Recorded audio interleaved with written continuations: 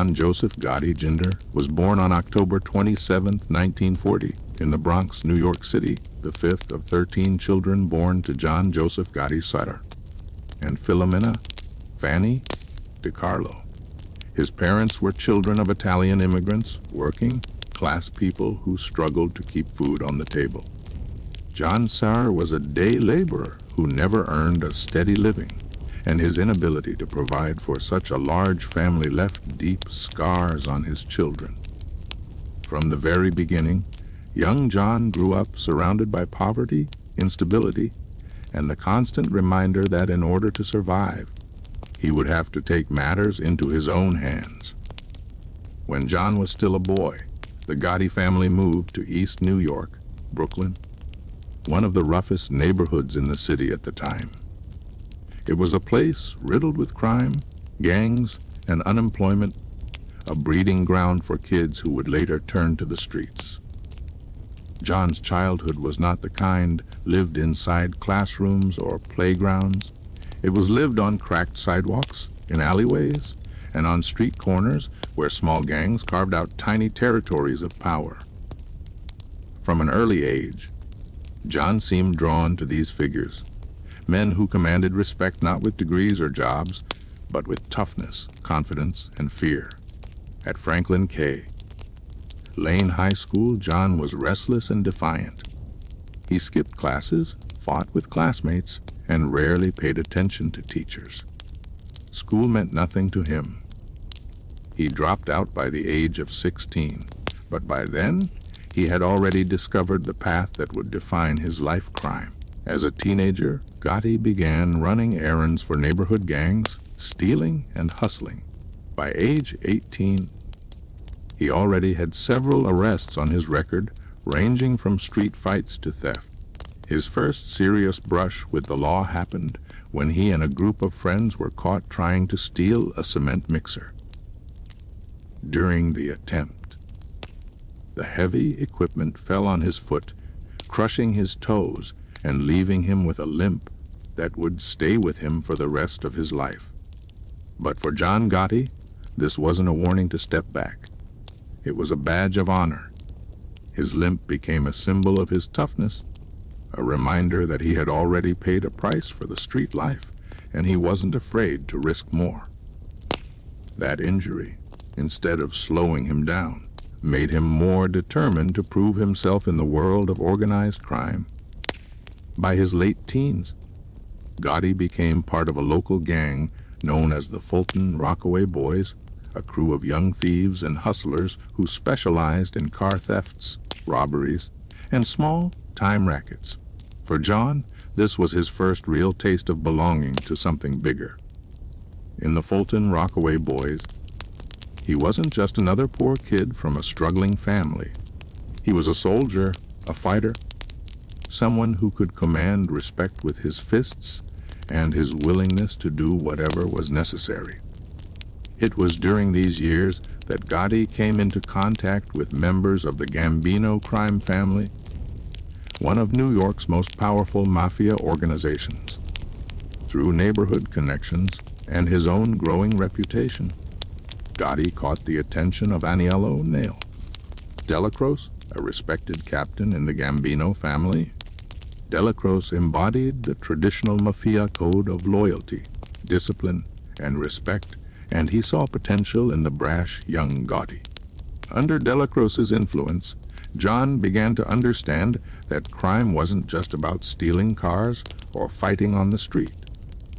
It was a system, a hierarchy, an empire built on rules, alliances, and the ability to command fear. Meanwhile, law enforcement was already keeping an eye on him. By the age of 26, John Gotti had been arrested 9 times, including charges for assault, hijacking, and gambling. He was in and out of police custody, but he never stayed behind bars for long. Whether it was through lack of evidence, intimidated witnesses, or simply luck, Gotti slipped through the cracks again and again.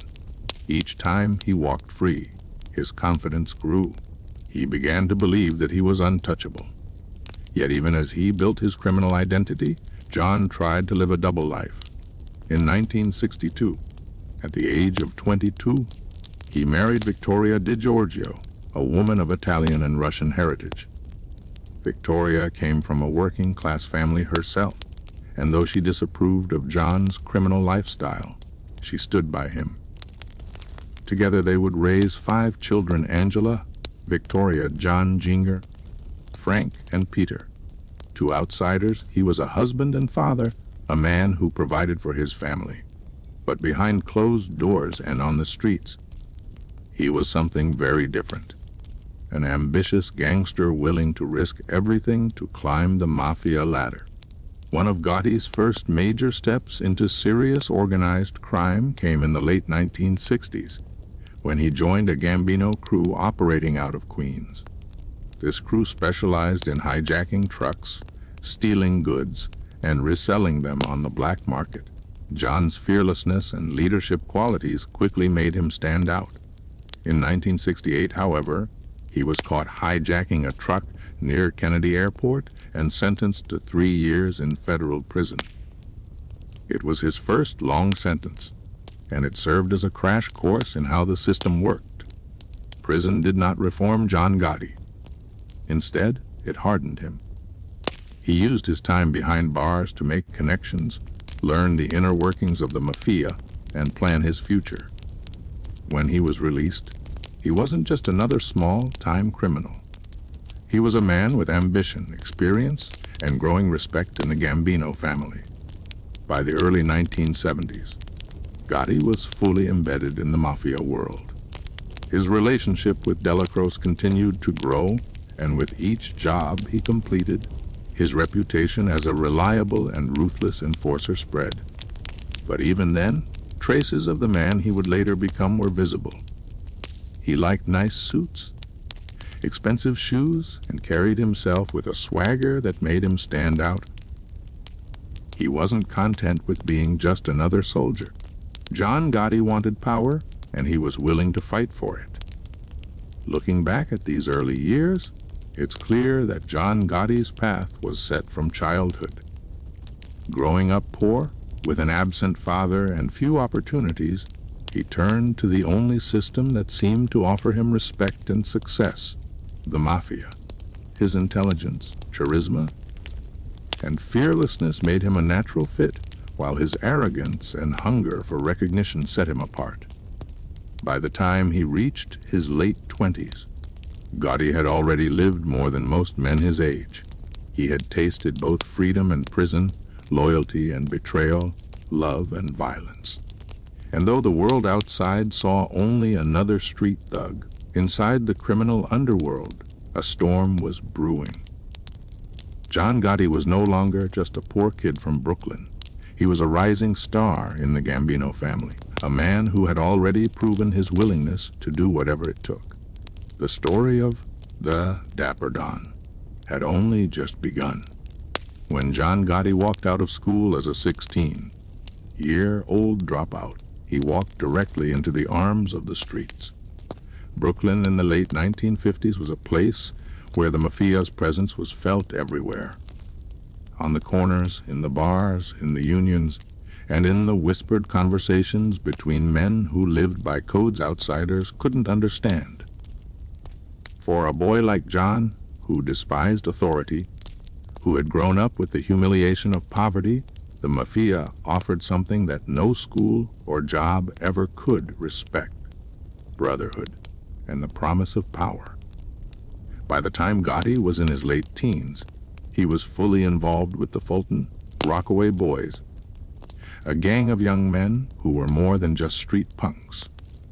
They were a training ground for future mobsters, carrying out small jobs that fed directly into the larger network of organized crime. Hijacking trucks, stealing cars, fencing stolen goods, these were their daily trades. Gotti, quick with his fists and fearless in confrontation, quickly gained a reputation among his peers. He wasn't just another thug in the background. He was a natural leader, a man others looked to when the heat was on.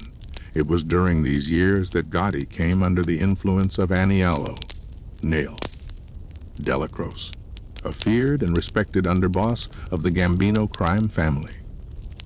Delacroce was everything Gotti admired: tough, respected, disciplined, and ruthless when he had to be. To Delacroce, Gotti was more than a reckless street kid. He was a raw talent that could be shaped into a true mobster. Under Delacroce's guidance, Gotti began to understand that organized crime was about more than smashing heads and stealing trucks. It was about structure, strategy, and above all, loyalty. The Mafia wasn't just a gang, it was an empire, and one that demanded absolute dedication. By the early 1960s, Gotti was making a name for himself within Gambino operations. He was a part of a Queens-based crew led by Carmine Fatico, a captain in the family. This crew controlled much of the criminal activity around John F. Kennedy International Airport, and hijacking trucks became Gotti's specialty. The airport was a goldmine for the Mafia. Shipments of clothing, cigarettes, electronics, and cash flowed in and out every day. If you controlled those shipments, you controlled a fortune. Gotti was bold enough to take risks, and more often than not, his gambles paid off. But boldness attracts attention, and in 1968, Gotti faced his first serious federal case. He and 2 accomplices were arrested for hijacking a truck loaded with goods near the airport. Convicted, he was sentenced to 3 years in federal prison. For most men, prison would have been a crushing setback, but for John Gotti, it was another classroom. Inside, he built connections with other mobsters, learned how prosecutors assembled cases, and studied how to exploit the weaknesses of the system. By the time he walked free in 1971, he wasn't just a small-time hijacker anymore. He was a Gambino soldier with experience, ambition, and the ear of powerful men. Back on the streets, Gotti returned to work under Carmine Fatico's crew. His reputation continued to grow, not only as a capable earner, but also as a man who could be trusted to handle violence when necessary. That trust would be tested in 1973, in a case that would mark a turning point in his career. That year, a man named James McBratney kidnapped and murdered Emmanuel Gambino, the nephew of family boss Carlo Gambino.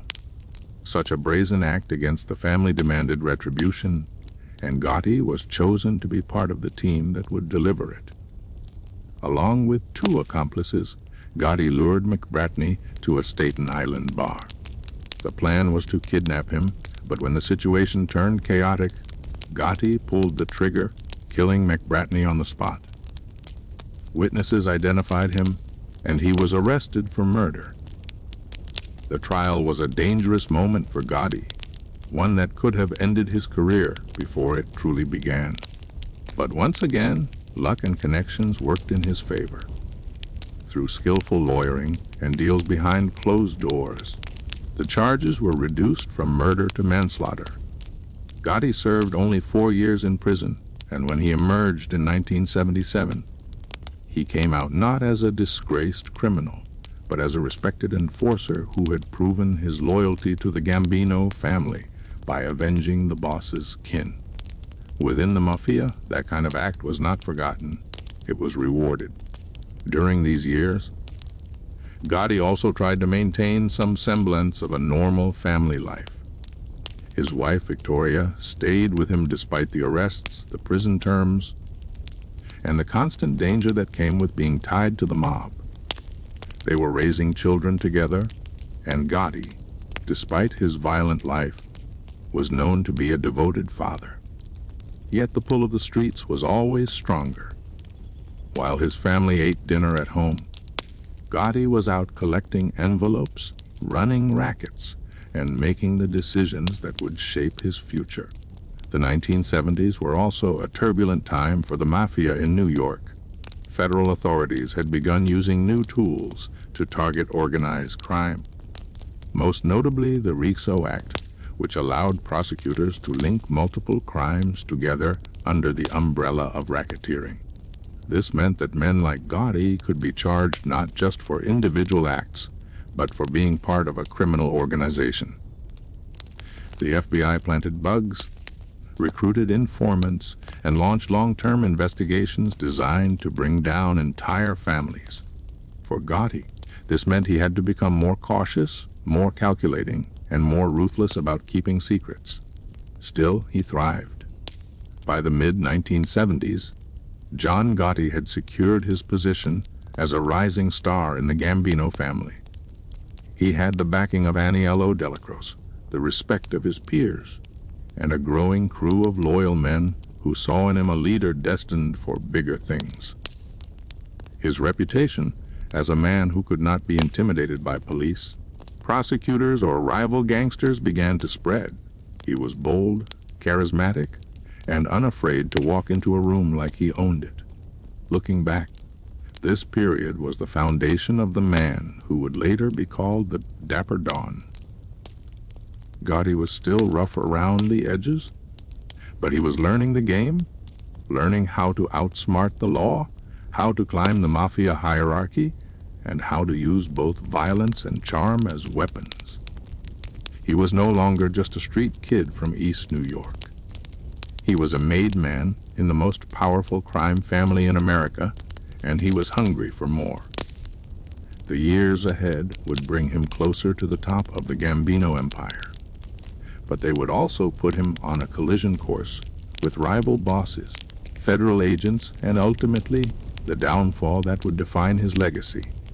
For now, though, in the late 1970s, John Gotti was a man on the rise, dangerous, ambitious, and determined to take his place in history, no matter the cost. When John Gotti walked out of prison in 1977 after serving time for the McBratney manslaughter, the world he returned to was not the same one he had left. The Gambino crime family, already the most powerful of New York's 5 families, was in a moment of transition. Carlo Gambino, the longtime boss, had died in 1976, leaving leadership in the hands of Paul Castellano, a man whose style of rule stood in sharp contrast to the gritty, street-based traditions Gotti had grown up respecting. Castellano was a businessman at heart. He preferred white-collar crime, extortion through construction unions, loan schemes, corporate scams, over the bloody street-level rackets that defined men like Gotti. But Gotti had an advantage. He was fiercely loyal to Aniello Delacroce, the underboss, and a direct rival to Castellano's style. Delacroce represented the old-school values of the Mafia, respect earned through violence, loyalty to the code of omerta, and direct involvement in street crime. For soldiers like Gotti, Delacroce was more than a mentor. He was the embodiment of what they believed the Mafia should be. Their relationship gave Gotti not only protection, but also a clear path upward. After his release, Gotti was officially inducted as a made man in the Gambino family. This was no small achievement. Becoming made meant more than recognition. It meant protection, legitimacy, and a lifetime oath of loyalty to the family. Once you were made, only the bosses could sanction your death, and your place in the hierarchy was secure. Gotti's induction was a direct result of his work in avenging the Gambino name with the McBratney killing. Inside the family, he was seen as a man who could be trusted with serious work. Assigned to the Burgeon Hunt and Fish Club in Ozone Park, Queens, Gotti began running operations out of what would later become his headquarters. The club looked ordinary from the outside, but on the inside, it was a hive of Mafia business, gambling, loan sharking, extortion. Gotti ran his crew with discipline, demanding loyalty and efficiency. He was tough on his men, but also charismatic, a leader who could inspire fear and respect in equal measure. Those who worked for him knew that while he was demanding, he was also protective of his crew, willing to go to war if necessary to defend them. In these years, hijackings and robberies remained part of Gotti's portfolio, but he also expanded into more lucrative ventures.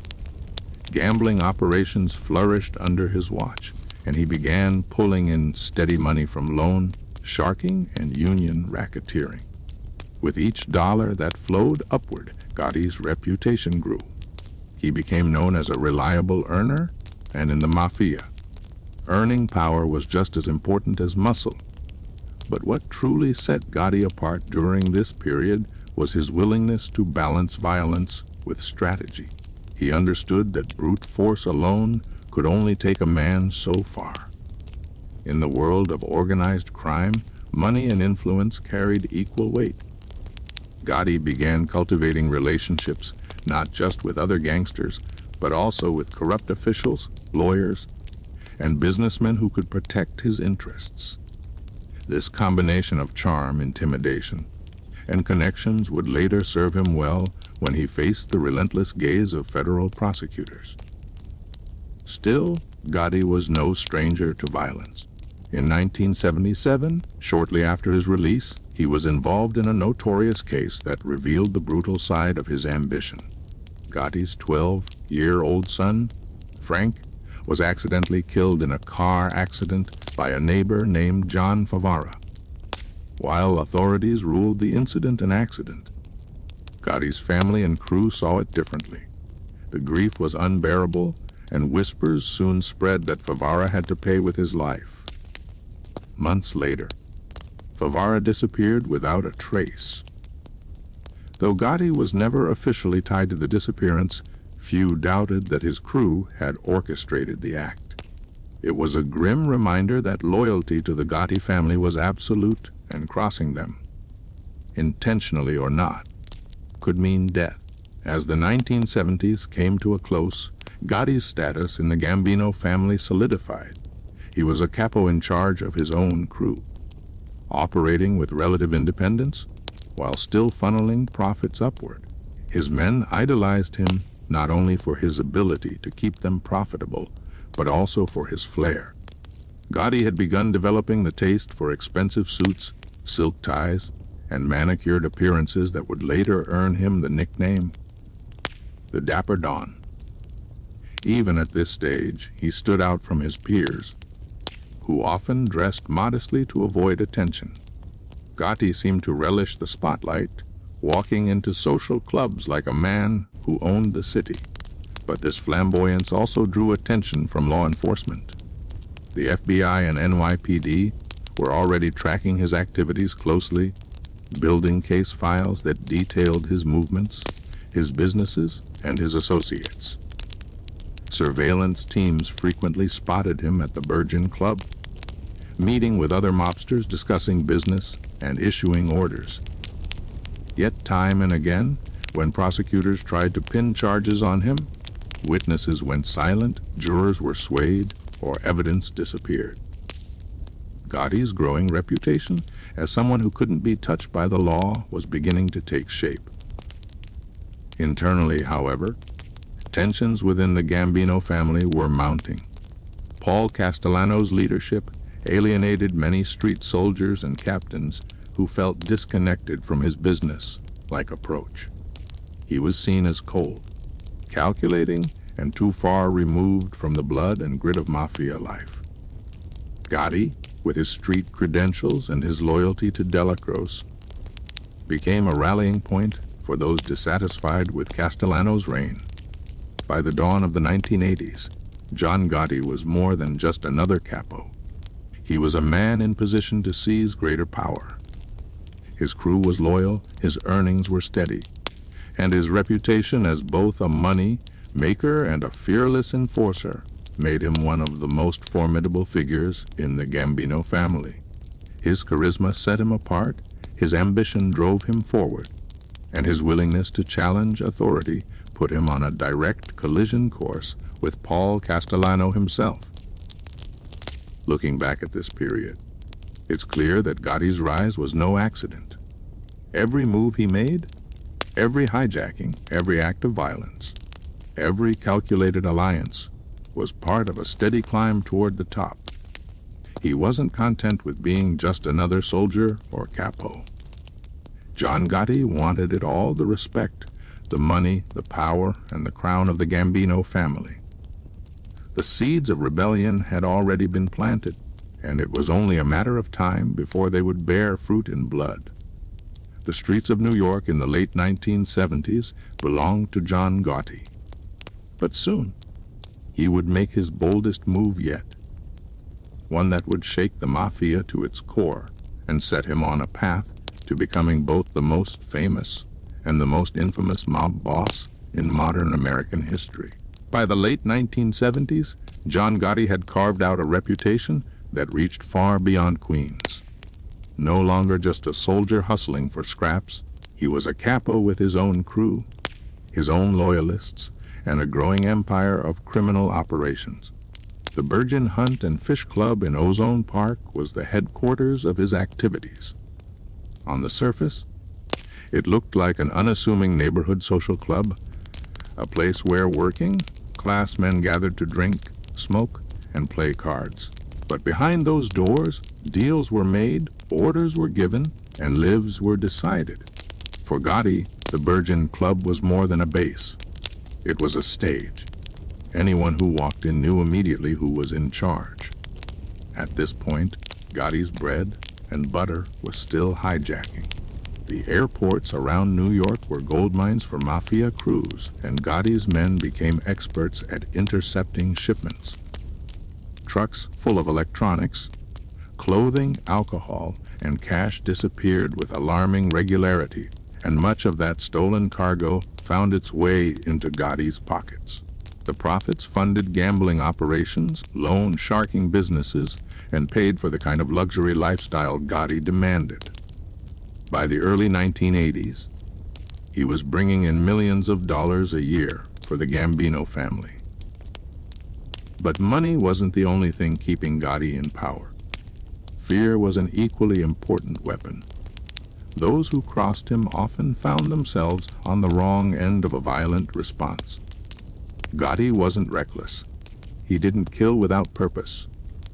But he made it clear that betrayal, disrespect, or defiance would be answered in blood. Within the Mafia world, that kind of reputation was priceless. It kept soldiers in line, silenced potential informants, and created an aura of invincibility that Gotti cultivated with care. One of the most significant episodes that cemented this reputation was the disappearance of his neighbor, John Favara, in 1980. Favara had accidentally struck and killed Gotti's 12-year-old son Frank in a tragic car accident. Though authorities ruled it an accident, grief in the Gotti household turned to anger, and whispers of retribution spread quickly. In July 1980, just months after the accident, Favara vanished. Witnesses claimed he was beaten with a baseball bat, stuffed into a van, and never seen again. His body was never recovered. Officially, Gotti denied involvement, but the streets knew better. To many, this act demonstrated that Gotti's reach extended beyond business. Even in moments of personal tragedy, he enforced his own brand of justice, a justice that answered to no court but his own. During this same period, Gotti's standing in the Gambino family grew stronger. He had Delacroce's protection, steady cash flow, and loyal men who would do anything for him. But he also had enemies, particularly within the faction loyal to Paul Castellano.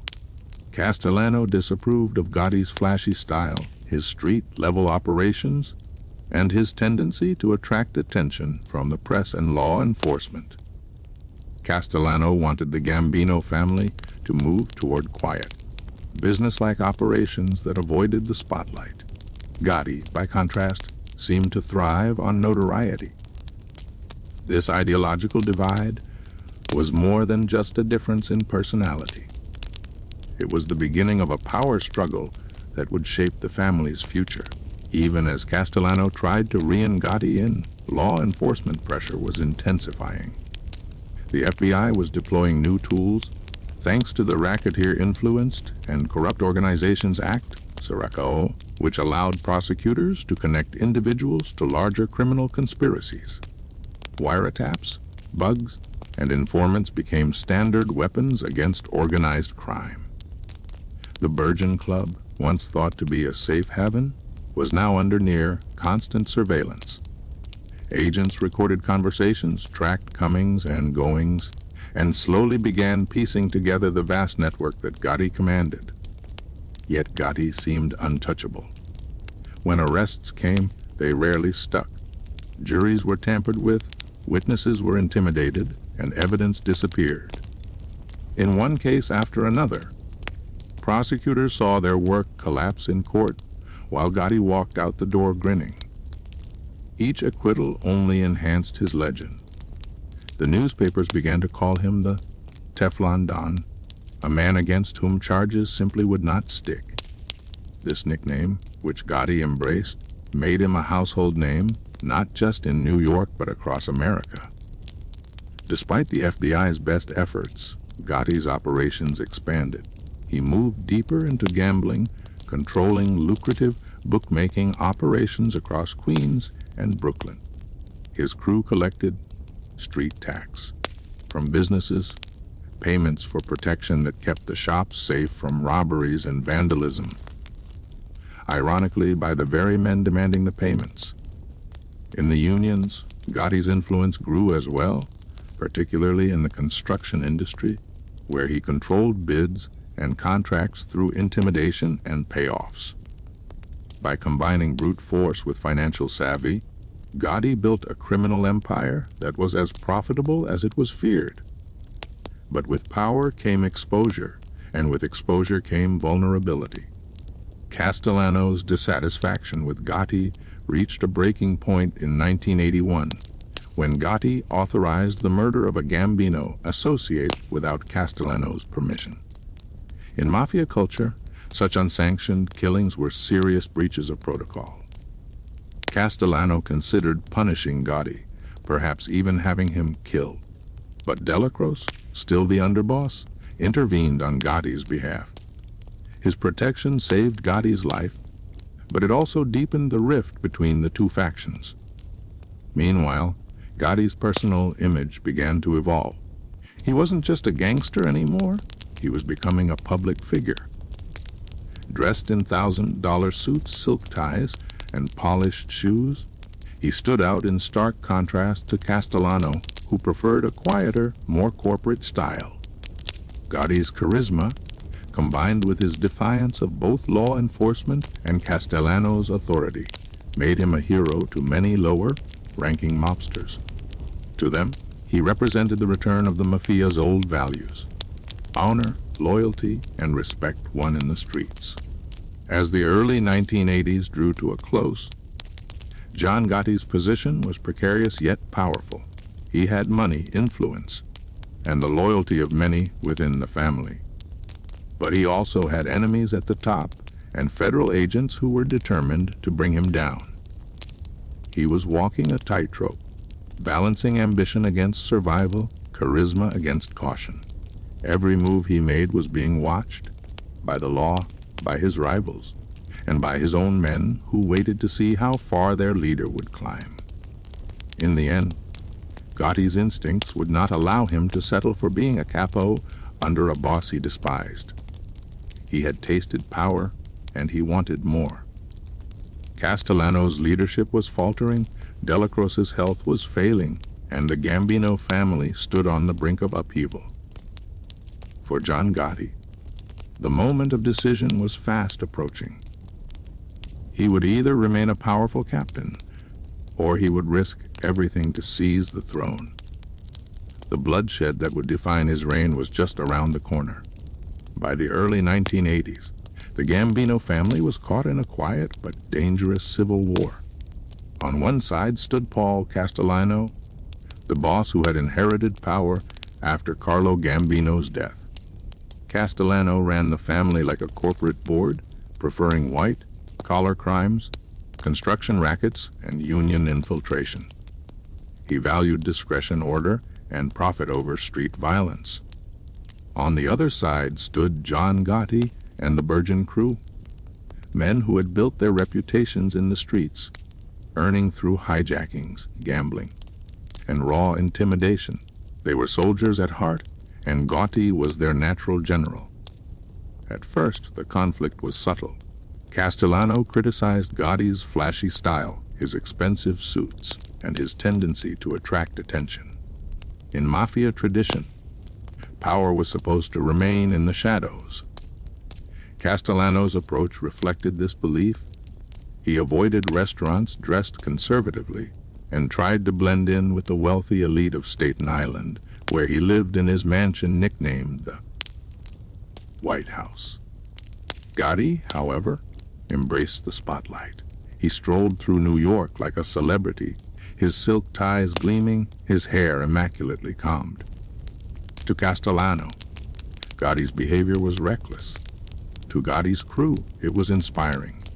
Aniello Delacroce, the underboss, stood between them.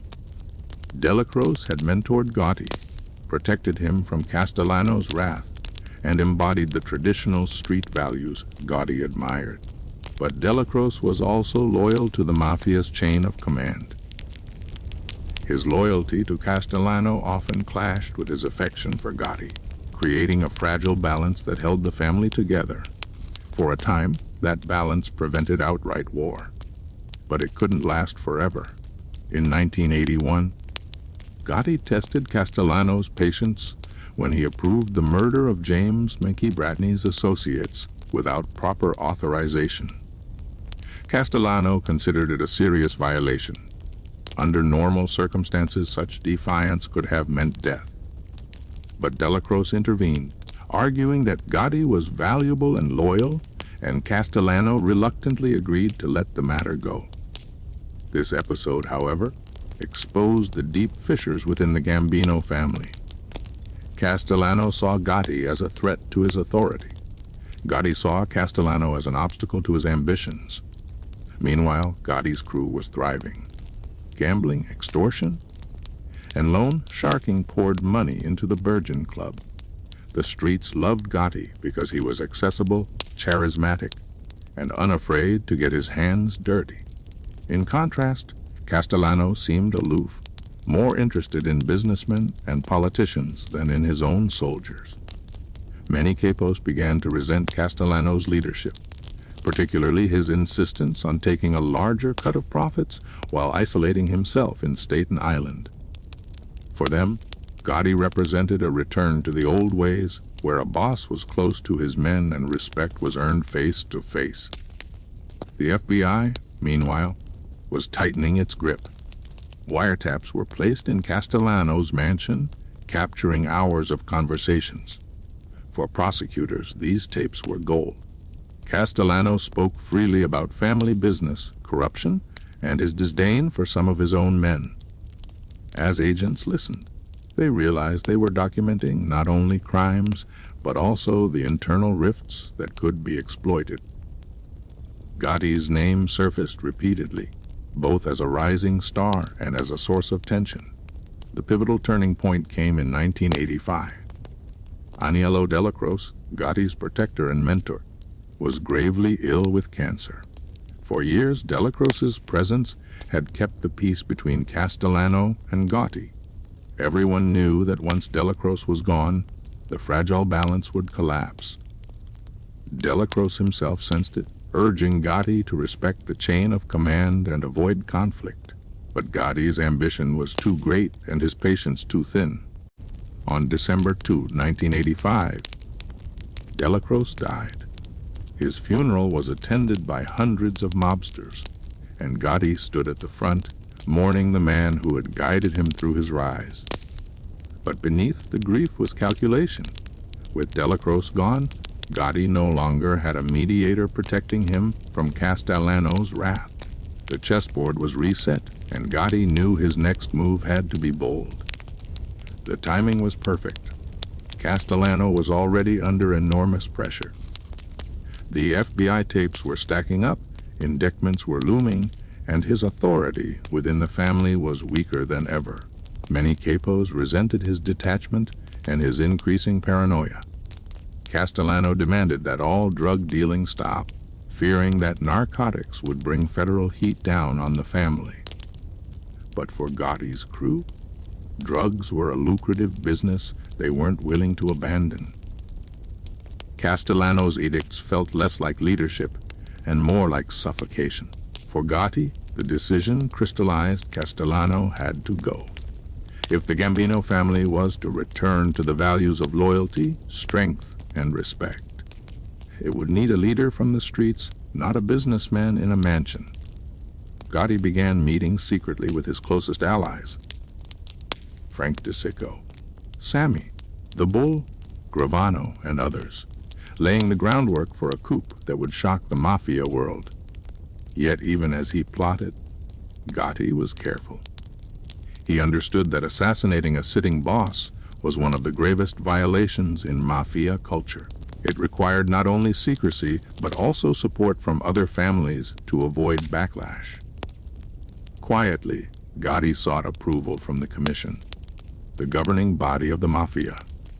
While some members hesitated, Gotti presented Castellano as a liability, a boss who was bringing unnecessary heat from law enforcement. More importantly, he had the loyalty of key capos within his own family, enough to ensure that once Castellano was gone, the transition would be swift. December of 1985 would become the defining month of John Gotti's life. As Castellano prepared to meet with associates at Sparks Steakhouse in Midtown Manhattan, Gotti and his crew finalized their plans.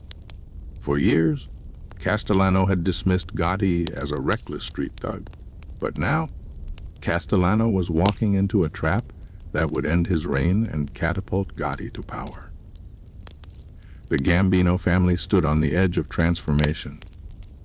The old guard was fading, the new generation was restless, and one man was ready to step out of the shadows and seize the throne. John Gotti had waited long enough.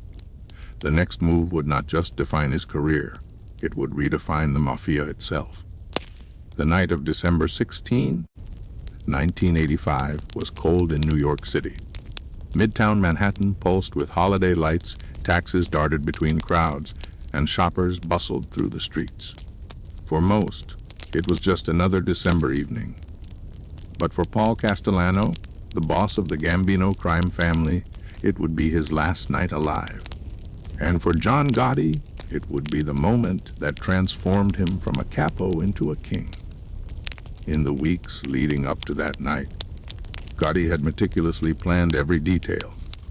Castellano had grown increasingly paranoid, angry at disobedience within his family, particularly the drug dealing he had forbidden. He had summoned a meeting at Sparks Steakhouse on East 46th Street, where he was scheduled to dine with his new underboss, Thomas Bellotti. To Castellano, it was just another business dinner. To Gotti, it was the perfect opportunity. The hit was not impulsive. Gotti had weighed the risks carefully. To kill a sitting boss was the most dangerous move any mobster could make. If it failed, he would be hunted down by his own family. If it succeeded without approval, the Commission, the governing body of the Mafia, could demand his life in retribution. But Gotti believed Castellano had lost the respect of his men and the confidence of his allies. The tapes recorded in Castellano's Staten Island mansion revealed too much. Details of crimes, names of associates, even criticism of his own captains. For Gotti, Castellano had become not only a liability, but also a symbol of everything wrong with the family. On the day of the hit, Gotti positioned himself in a car across the street from Sparks. Dressed in his trademark sharp suit and overcoat, he looked more like a Wall Street executive than a gangster. But his eyes were fixed on the entrance of the restaurant, waiting for the moment when Castellano would step from his car. With him were Frank DeSicco and Sammy, the Bull, Gravano, trusted allies who had helped orchestrate the operation. The shooters, 4 men dressed in trench coats and fur hats, waited on the sidewalk, posing as ordinary New Yorkers bracing against the winter chill. Each was armed and prepared to act the moment Castellano arrived. The plan was simple and brutal: eliminate Castellano quickly and publicly, leaving no doubt about who controlled the family. At 5:30 p.m., Castellano's Lincoln Town car pulled up to Sparks. As he and Bellotti stepped out, the shooters closed in. Gunfire erupted in the heart of Manhattan. Bullets tore into Castellano's head and chest before he even reached the restaurant door. Bellotti fell beside him, shot multiple times. The attack was swift, efficient, and shocking. Onlookers screamed and scattered as two of the most powerful men in the Mafia lay dead on the sidewalk, their blood staining the snow-dusted pavement. From across the street, Gotti watched. Calm, controlled, and silent, he observed the chaos for only a moment before ordering his driver to pull away.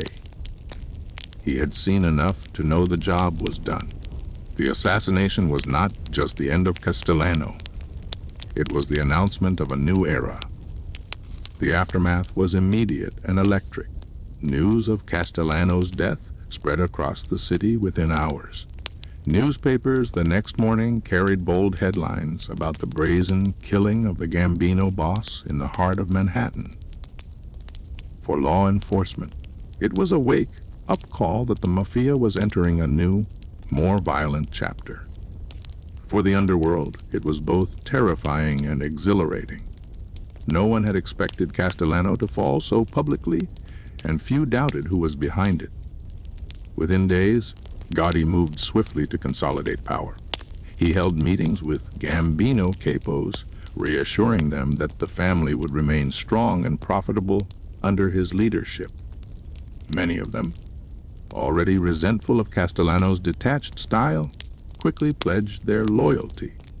Those who hesitated understood the risk. Gotti had just eliminated a boss in broad daylight. Defiance was not an option. The commission, too, reacted cautiously. While traditionally the assassination of a boss without approval would demand retribution, Castellano's unpopularity and the growing evidence of his mismanagement gave Gotti leverage. Other families, particularly the Genovese and Luches, recognized that Gotti commanded loyalty from his men and could keep business flowing. Quietly, the commission accepted the new reality. John Gotti was the boss of the Gambino family. For Gotti, the assassination was more than a power grab.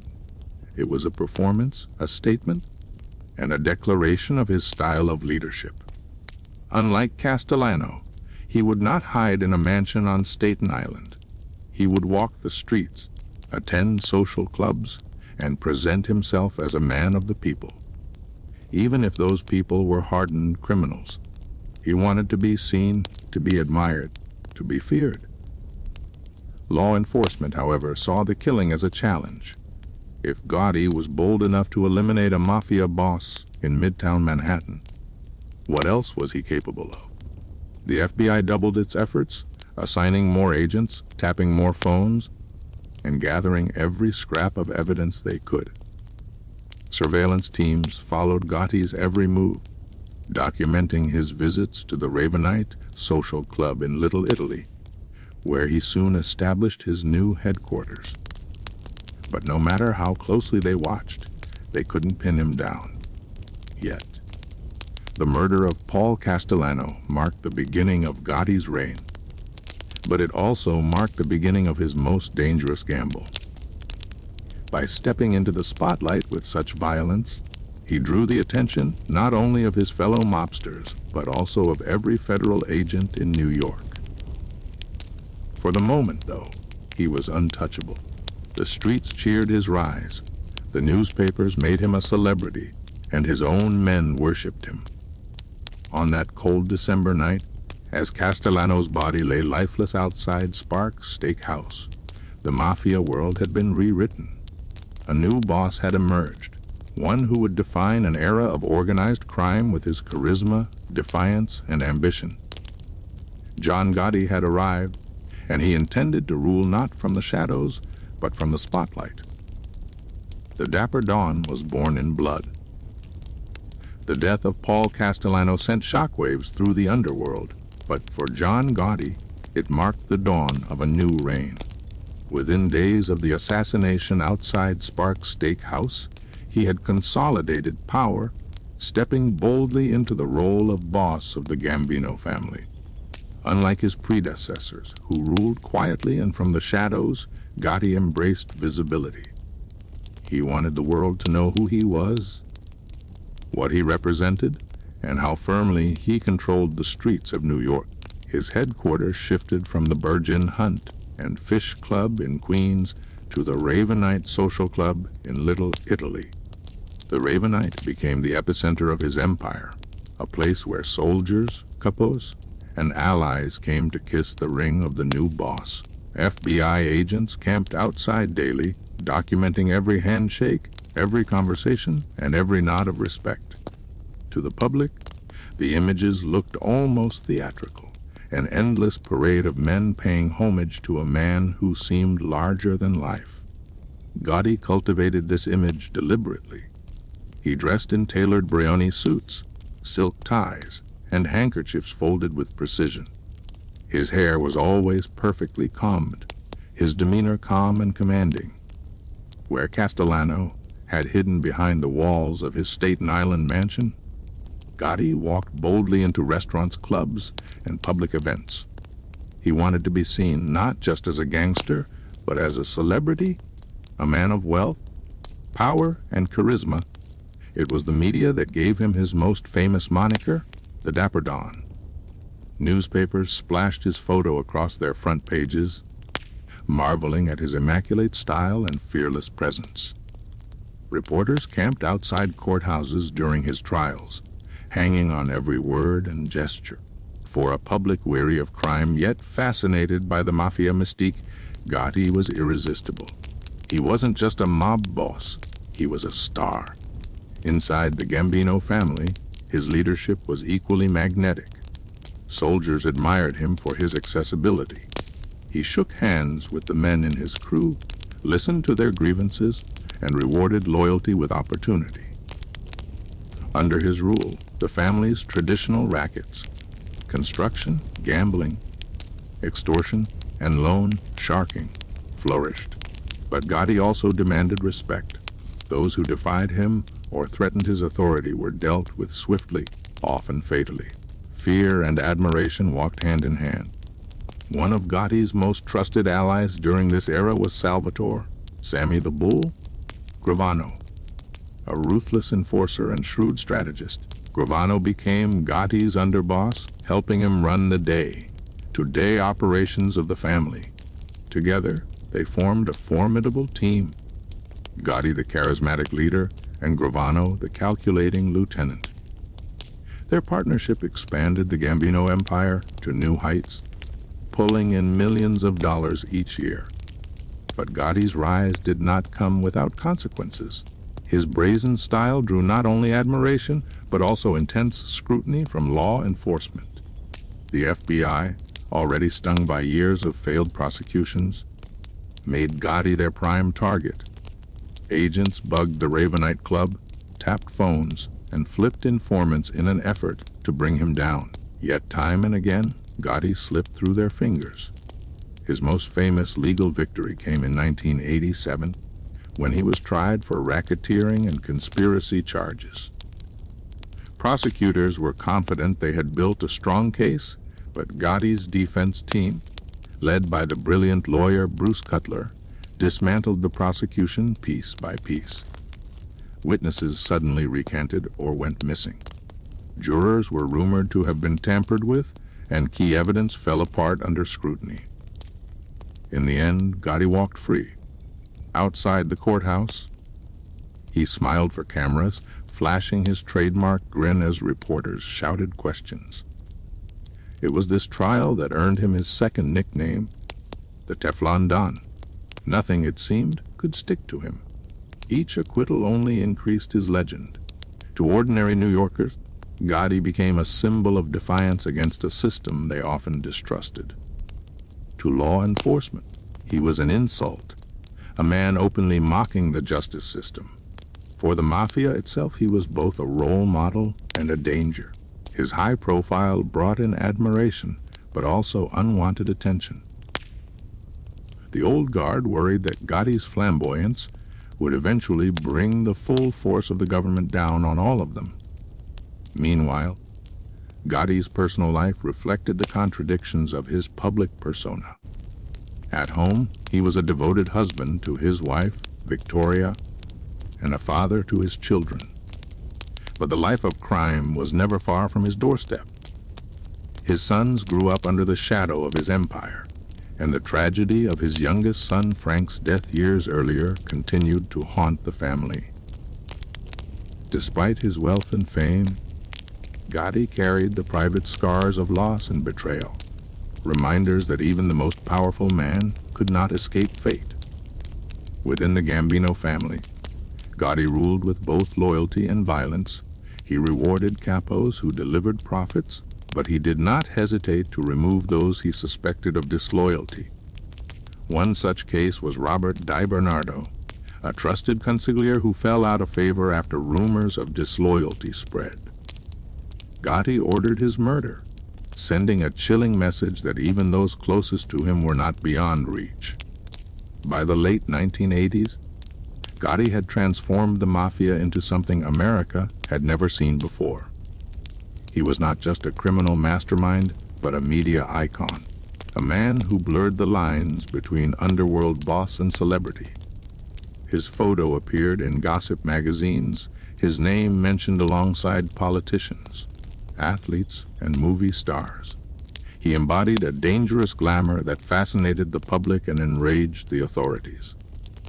But beneath the surface, cracks were beginning to form.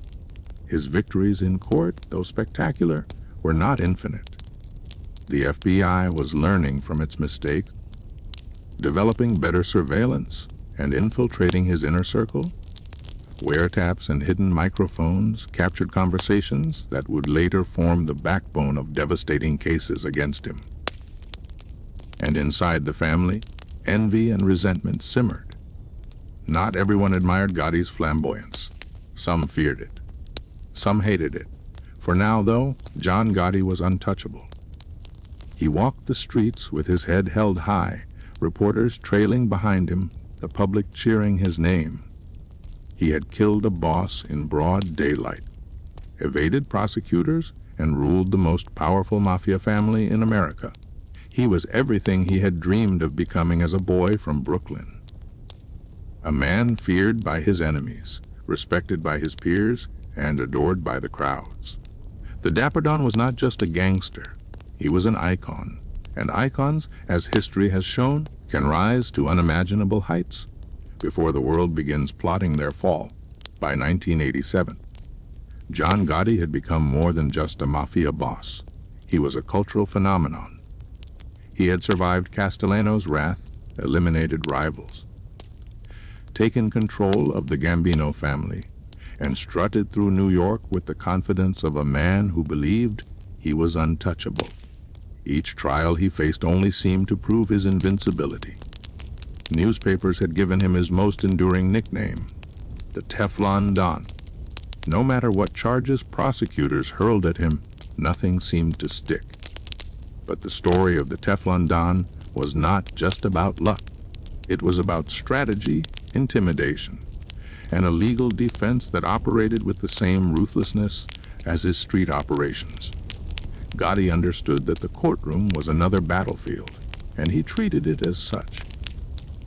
Witnesses were pressured, sometimes bribed, sometimes terrified into silence. Jurors were rumored to have been tampered with, while others seemed to fall under the spell of Gotti's charisma. Prosecutors grew increasingly frustrated as case after case fell apart. One of the most notable examples came in 1987, when Gotti faced federal racketeering charges. The government believed it had built a strong case tying him to illegal gambling, extortion, and conspiracies. But Gotti's defense attorney, Bruce Cutler, attacked every weakness in the prosecution's arguments. By the time the trial ended, the jury acquitted him of all charges. Outside the courthouse, Gotti emerged smiling, reporters shouting his name, cameras flashing like he was a movie star. His grin said it all. He had beaten the government again. This was not an isolated victory. Throughout the late 1980s, Prosecutors struggled to make charges stick. Each acquittal fed the legend. To his supporters, Gotti was a modern-day outlaw hero, a man who outsmarted the system and lived by his own rules. To law enforcement, he was a humiliation, a glaring reminder that the Mafia could still outmaneuver the most powerful justice system in the world. The FBI, however, was learning. Under the leadership of Director William Webster and later Judge William Sessions, the Bureau made Gotti its top priority. Racial laws, which allowed prosecutors to tie leaders to the crimes of their organizations, became the cornerstone of their strategy. Instead of focusing solely on Gotti, agents targeted his inner circle, hoping to flip someone close enough to bring him down. Every conversation was a potential piece of evidence. Every soldier was a potential informant. The Ravenite Social Club, Gotti's base in Little Italy, became ground zero for FBI surveillance. Agents parked vans outside with high-powered microphones, hid bugs in nearby apartments, and even placed listening devices inside the club itself. They recorded hours of conversations, some mundane, some explosive. On these tapes, Gotti often spoke freely, discussing hits, disputes, and his disdain for Castellano. Slowly, the government began building the kind of airtight case they had long dreamed of. But while the FBI tightened its grip, Gotti's public image only grew. He became a fixture in the tabloids, photographed in his $2,000 suits, smiling as if he were invincible. To the public, he was glamorous, almost cinematic. Ordinary people, tired of crime yet fascinated by its mythology, couldn't resist the spectacle. Crowds gathered outside courthouses during his trials, some even cheering when he walked free. Inside the Mafia, though, cracks were beginning to show. Gotti's style, while admired by many street-level soldiers, alarmed some of the old guard. His openness, his embrace of fame, and his willingness to flaunt power violated the traditional Mafia code of silence. The commission worried that his visibility would bring heat not just on the Gambino family, but on all of organized crime. Other bosses kept a wary eye on him, recognizing both his charisma and his recklessness. Yet for Gotti, caution was not part of his vocabulary. He relished the spotlight, believing that his image as a celebrity boss strengthened his power. He walked the streets surrounded by bodyguards, dined at Manhattan's finest restaurants, and carried himself as though he were untouchable. For his loyalists, this confidence was intoxicating. For law enforcement, it was infuriating. Behind the charisma, however, Gotti's ruthlessness never softened. Those suspected of betrayal or weakness were eliminated swiftly. The murders of Robert DiBernardo and Louis Di Bono were reminders that even high-ranking associates were not beyond reach if they displeased the boss. To Gotti, loyalty was absolute. Failure to deliver profits or whispers of disloyalty could mean death. This climate of fear kept his crew disciplined, but it also created resentment that law enforcement would later exploit. The late 1980s also saw Gotti's empire expand deeper into unions and construction. The Gambino family controlled bids on major building projects, extorted contractors, and skimmed millions from public works. Politicians and businessmen, some willingly and some reluctantly, fell into line. The reach of Gotti's empire extended far beyond the Ravenite, touching nearly every corner of New York's economy. But every empire has its weaknesses, and for Gotti, the weakness was the same spotlight he adored. The more he appeared on the front pages, the more determined the FBI became to end his reign. By 1989, agents had gathered enough wiretap evidence to bring new charges. They had conversations linking Gotti directly to murders, extortion, and the day-to-day operations of the family. More importantly, they had begun to sense the growing tension within his own ranks. Sammy Gravano, Gotti's underboss, was loyal for the time being, but others grumbled quietly. They feared that Gotti's flamboyance would destroy them all. The seeds of betrayal had not yet sprouted, but they had been planted. By 1990, the image of the Teflon Don remained intact in the public eye, but behind the scenes, the FBI's noose was tightening. The Ravenite was bugged, his conversations recorded, his every move watched. Prosecutors were more determined than ever, building a case not just to charge him, but to end him. For Gotti, though, none of this was visible yet. He still walked the streets in his $1,000 suits, still grinned at reporters, still carried himself like a king. He believed the legend, that he was untouchable, that nothing could stick. But history has a way of humbling even the most invincible men. The Teflon Don had defied the law for years, but the cracks were widening. The legend was real, but so was the storm gathering on the horizon. By the dawn of the 1990s, John Gotti's reign as the Teflon Don seemed unstoppable to the public. He walked free from trial after trial. His grin splashed across the front pages, his reputation larger than life. But behind the headlines, the FBI had grown patient, disciplined, and relentless. They understood now that Gotti could not be toppled with rushed prosecutions or flimsy witnesses. If they were to bring him down, they needed something irrefutable. His own words, his own voice, admitting to the crimes he had long denied. The key to this strategy lay in the heart of Little Italy, inside the Ravenite Social Club. For years, the Ravenite had been Gotti's stage. It was where he received guests, where capos came to report, and where decisions that shaped the destiny of the Gambino family were made. To the FBI, it was also the perfect trap. Agents had tried and failed before, but in 1989, they finally succeeded. With court authorization, they planted hidden microphones in the upstairs apartment of the Ravenite, an apartment often used for private meetings. What those microphones captured over the next year would become the undoing of John Gotti. The tapes revealed a side of Gotti that few outside his inner circle had ever heard. Behind closed doors, the charm disappeared, replaced by cold calculation and open discussion of murder.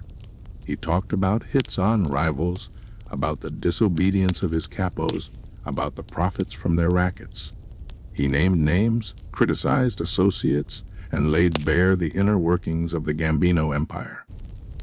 For prosecutors, it was the kind of evidence they had dreamed of for decades, straight from the boss himself. One of the most damning moments came when Gotti discussed the murder of Louis Gambino, a Gambino associate who had disobeyed orders.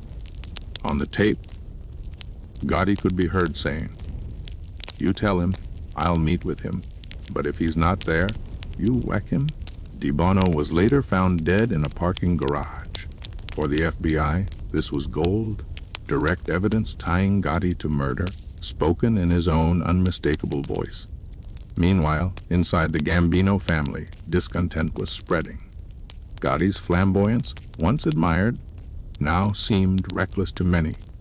His high-profile lifestyle had brought law enforcement pressure not just on him, but on the entire organization. Soldiers and capos who preferred the old ways, the quiet, shadowy operations of men like Carlo Gambino, were growing restless. They feared that Gotti's arrogance would destroy them all. At the center of this growing storm was Gotti's underboss, Salvatore "Sammy the Bull" Gravano. Gravano had been Gotti's right hand, his enforcer, his strategist. Together, they had run the Gambino family with iron fists. But even Gravano was beginning to feel uneasy. He worried about the constant surveillance, the endless attention, and Gotti's habit of blaming others when things went wrong. The tapes only deepened his concerns, as Gotti was heard criticizing Gravano himself, calling him greedy, suggesting he was too ambitious.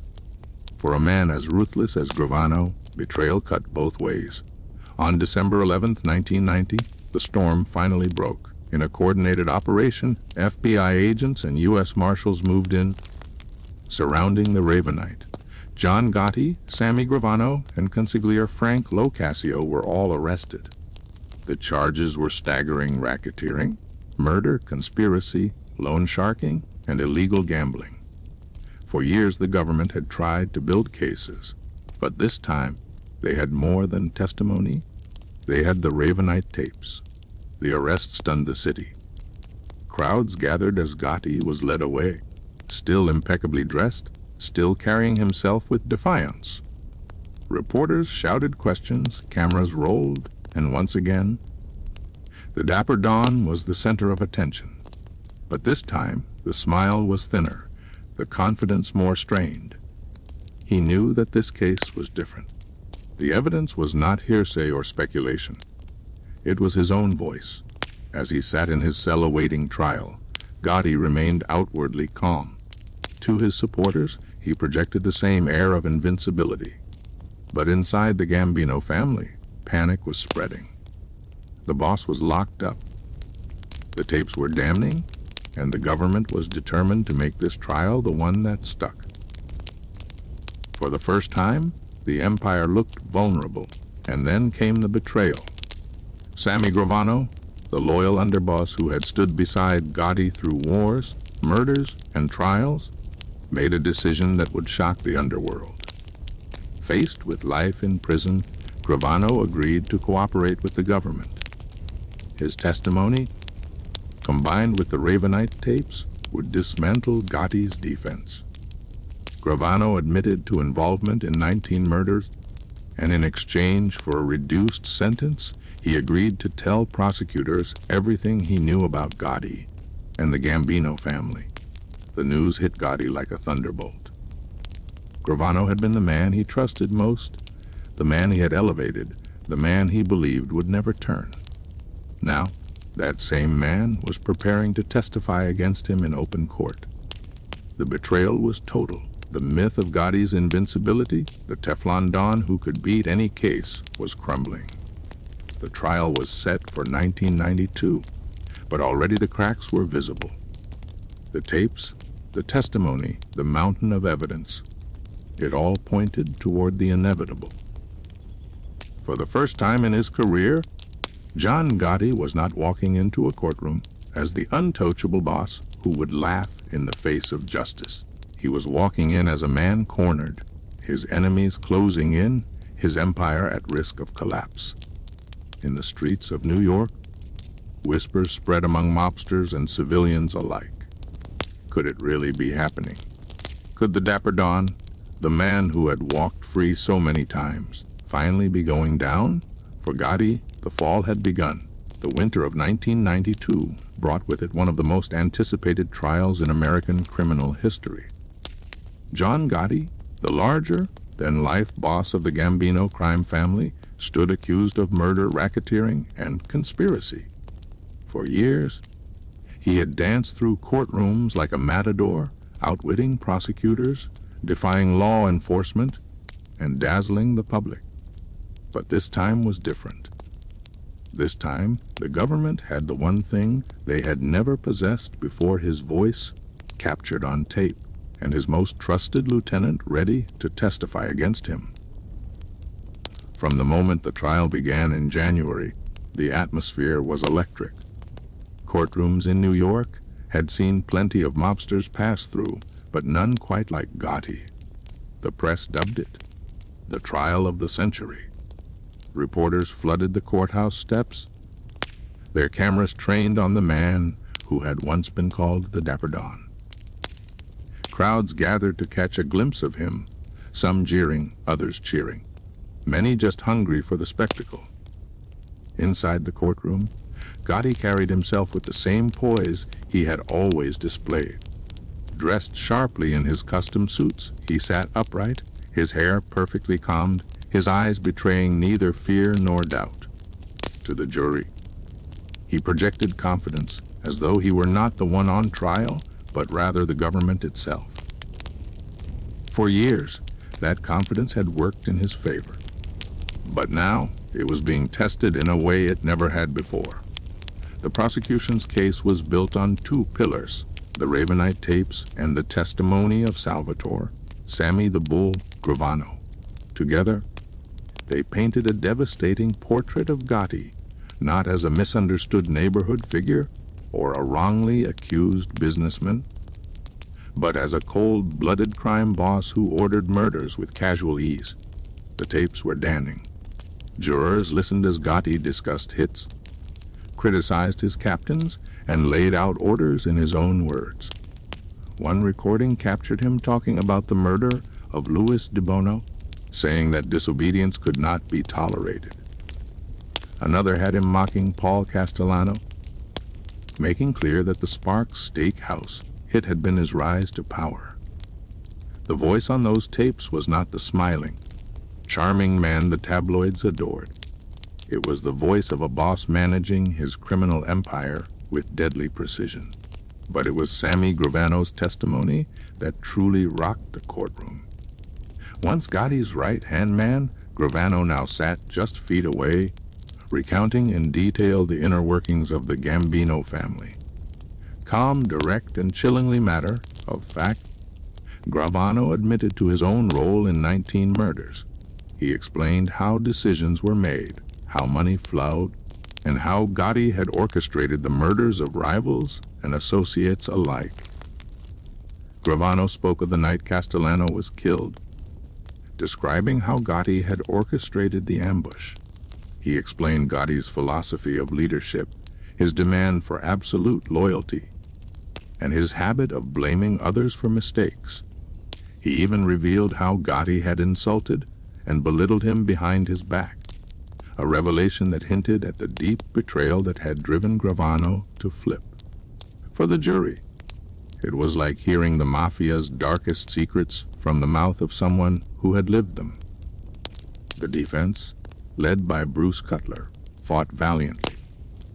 Cutler attacked Gravano's credibility, portraying him as a liar and murderer who was willing to say anything to save himself. He argued that the government had struck a deal with the devil, granting a confessed killer leniency in exchange for testimony against Gotti. He reminded the jury that Gravano had blood on his hands, far more than Gotti ever did, and that his motivation was self-preservation, not truth. But the defense struggled against the mountain of evidence. The tapes, unlike witnesses, could not be intimidated or discredited. Jurors could hear Gotti's voice for themselves, could listen to his words as he discussed life and death decisions. Gravano's testimony, while tainted by his own crimes, aligned perfectly with what the tapes revealed. Together, they formed a narrative too strong to dismiss. Outside the courthouse, the media frenzy was relentless. Every day brought new headlines, new speculation, new commentary. Some still rooted for Gotti, seeing him as a rebel thumbing his nose at authority. Others saw the trial as long overdue justice, the chance to finally bring down the man who had mocked the system for so long. Either way, the city was captivated. For Gotti, the trial was a slow unraveling of the myth he had so carefully built. The Teflon Don, once untouchable, now sat in court listening as his empire was dissected piece by piece. He still smiled, still projected confidence, but the walls were closing in. The jurors watched Gravano listen to the tapes and saw through the charisma. After weeks of testimony, arguments, and deliberation, the jury returned its verdict on April 2, 1992. The courtroom fell silent as the foreman read the words, "Guilty on all counts. Murder, racketeering, conspiracy." The Teflon Don had finally been pinned down. The sentence was swift and severe. John Gotti was given life in prison without the possibility of parole. For a man who had once ruled the most powerful crime family in America, it was the ultimate downfall. The Dapper Don, who had strutted through Manhattan in designer suits, now faced the rest of his life in a cell. The reaction was seismic. In law enforcement circles, It was celebrated as a historic victory, proof that no one, not even the most flamboyant and feared Mafia boss, was beyond the reach of justice. For the Gambino family, it was a crushing blow, their leader taken down not by rivals, but by the government and betrayal from within. For the public, it was the end of an era, the closing chapter on the legend of the Teflon Don. As Gotti was led away in chains, his once bright future reduced to the confines of a prison cell, the spectacle of his reign finally faded. He had lived larger than life, defied the odds, and captured the imagination of millions. But in the end, his empire had been undone not by bullets, but by words. His own on tape and Gravano's in court. The trial of John Gotti was more than just the conviction of a mob boss. It was the symbolic end of the Mafia's golden age in New York. A turning point where law enforcement proved it could penetrate even the most powerful criminal empires. For John Gotti, it was the end of freedom. For the world, it was the fall of a legend. The winter of 1992 brought with it one of the most anticipated trials in American criminal history. John Gotti, the larger-than-life boss of the Gambino crime family, stood accused of murder, racketeering, and conspiracy. For years, he had danced through courtrooms like a matador, outwitting prosecutors, defying law enforcement, and dazzling the public. But this time was different.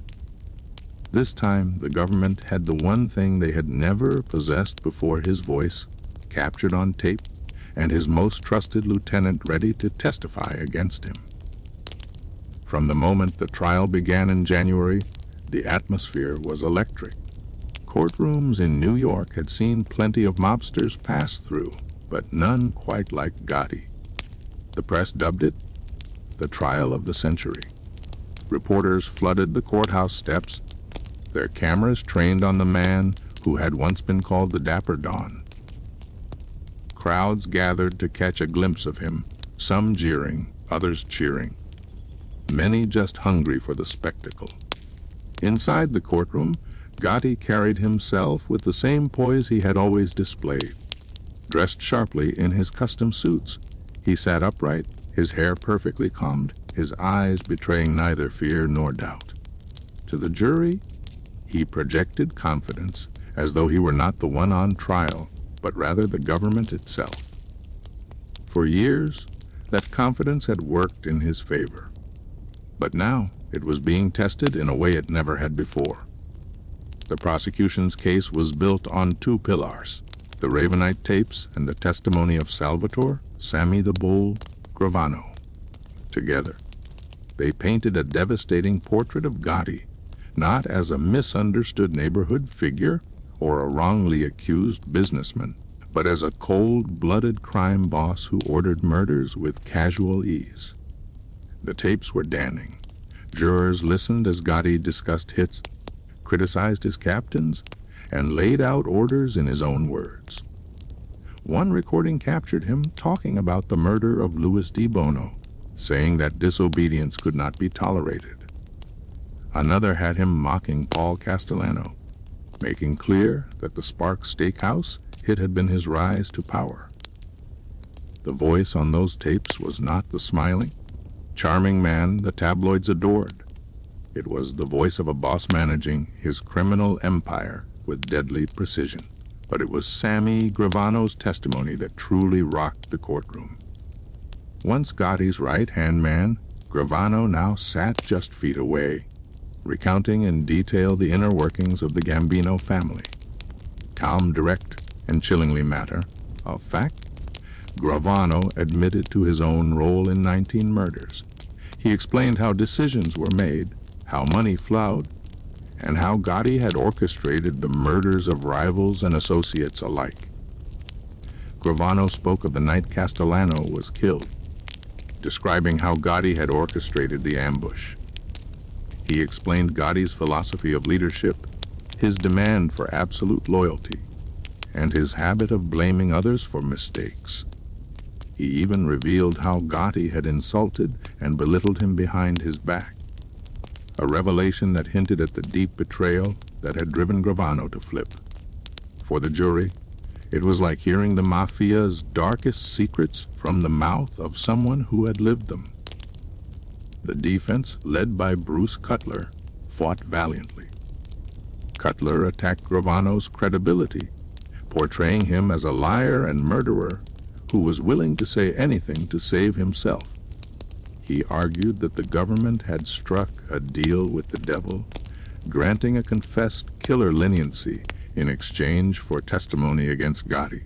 He reminded the jury that Gambino had blood on his hands far more than Gotti ever did, and that his motivation was self-preservation, not truth.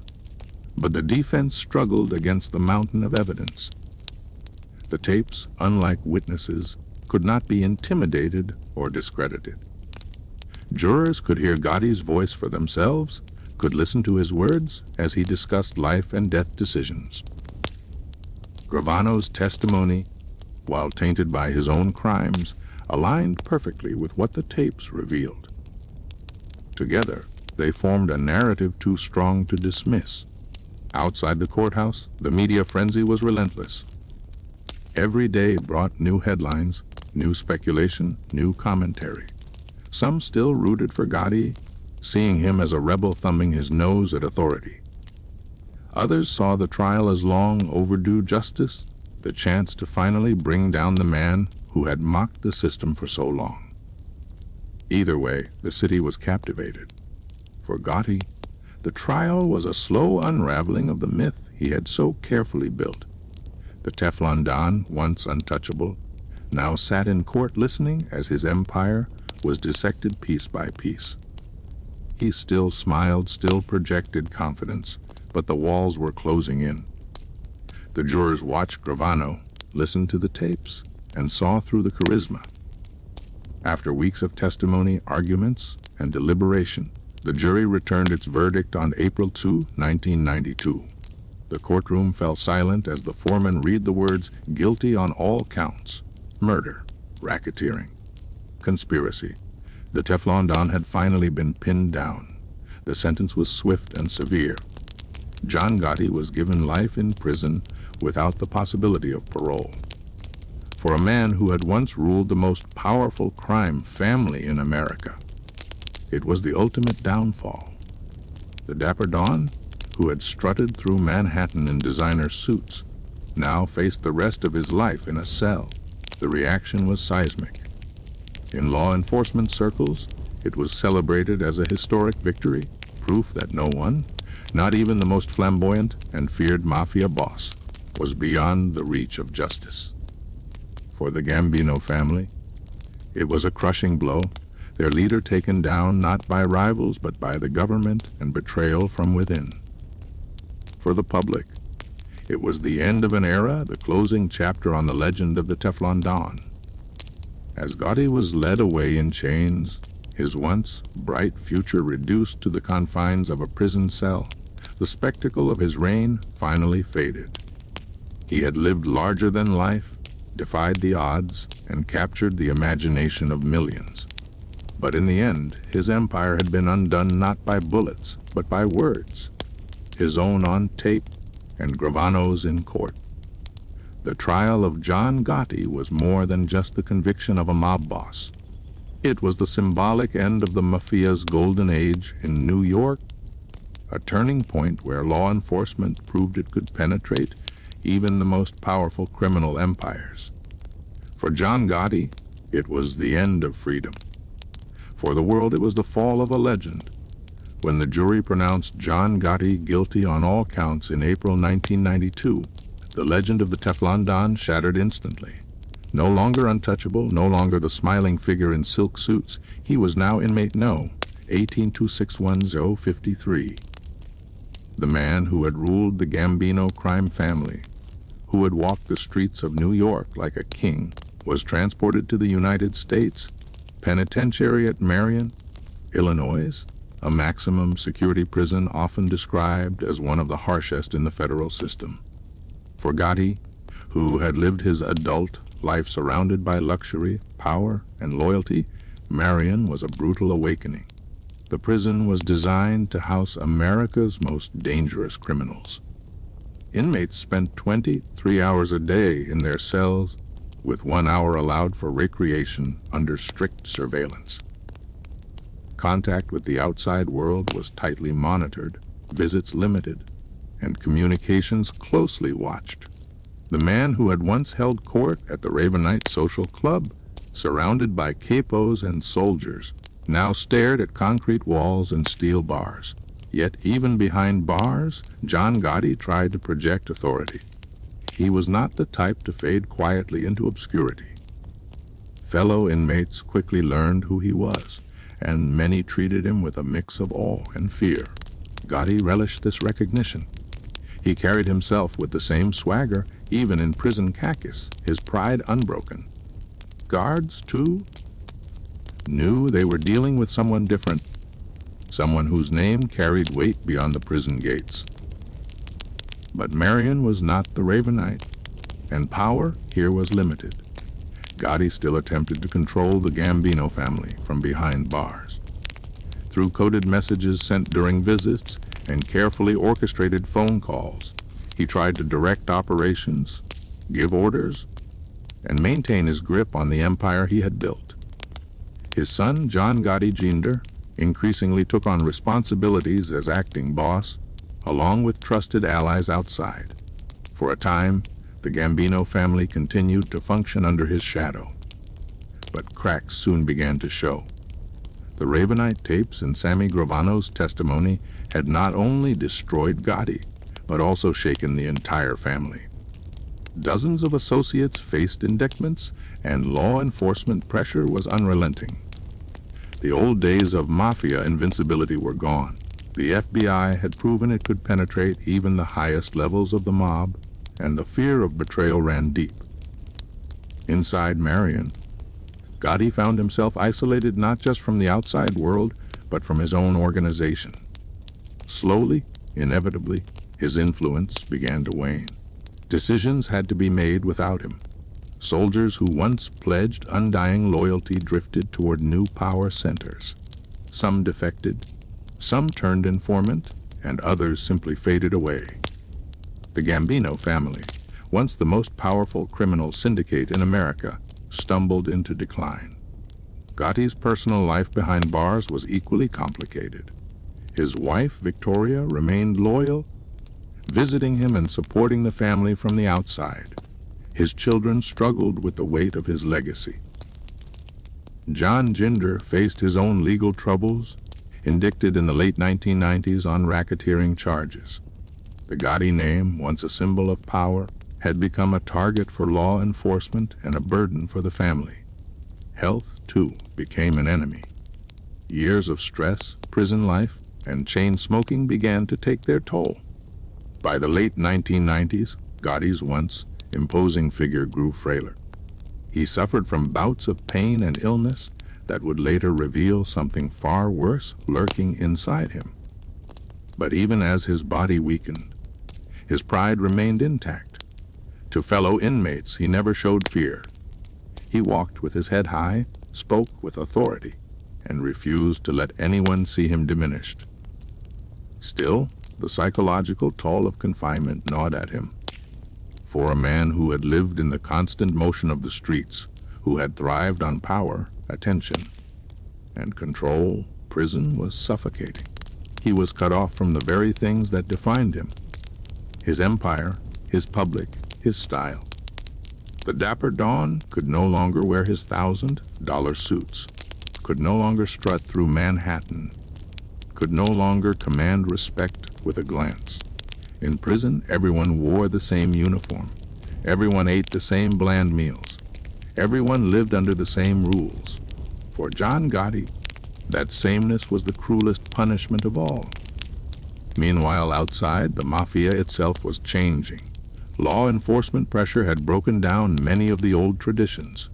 Informants multiplied. The code of silence, omerta, was collapsing. The mob was no longer the untouchable force it had been during Gotti's heyday. New generations of criminals turned away from the old ways, preferring faster profits through drugs and scams rather than the long-standing rackets of construction and unions. The world that Gotti had fought to dominate was fading, yet despite everything, his legend endured. Newspapers still ran stories about him. Documentaries and books were written. The public's fascination with the Dapper Don did not disappear simply because he was behind bars. If anything, the myth grew, fueled by nostalgia for an era when mob bosses walked openly and ruled the city with impunity.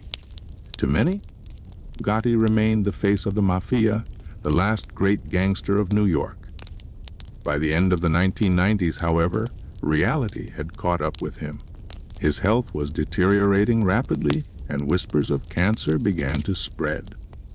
He continued to fight, both physically and psychologically, but the walls of Marion were unyielding. Unlike the courtrooms where he once smiled his way to victory, there would be no escape from this prison, no jury to charm, no headlines to turn in his favor. For John Gotti, life behind bars was the great equalizer. It stripped him of the trappings of power, of the suits, the crowds, the respect. It left him with only himself, a man alone with his choices. He had risen higher than almost any mobster in modern history, defied the law longer than most, and built a legend that would outlive him. But in the end, prison reduced him to what he had always denied being, just another criminal serving time for his crimes. And yet, even in that reduction, the myth persisted. Inmate No. 18261-053 was still to the world outside John Gotti, the Dapper Don, the Teflon Don, the last great boss of the American Mafia. By the late 1990s, John Gotti's life behind bars had already stripped him of the power and glamour that once defined his name. No longer the man who had walked Manhattan's sidewalks in $1,000 suits, he now lived in the gray monotony of Marion Penitentiary, confined to a cell, weakened by illness, and increasingly cut off from the empire he once ruled. Still, his pride never allowed him to admit defeat. Not to the guards, not to his fellow inmates, and certainly not to the public who continued to follow his story. But even pride could not conceal the truth.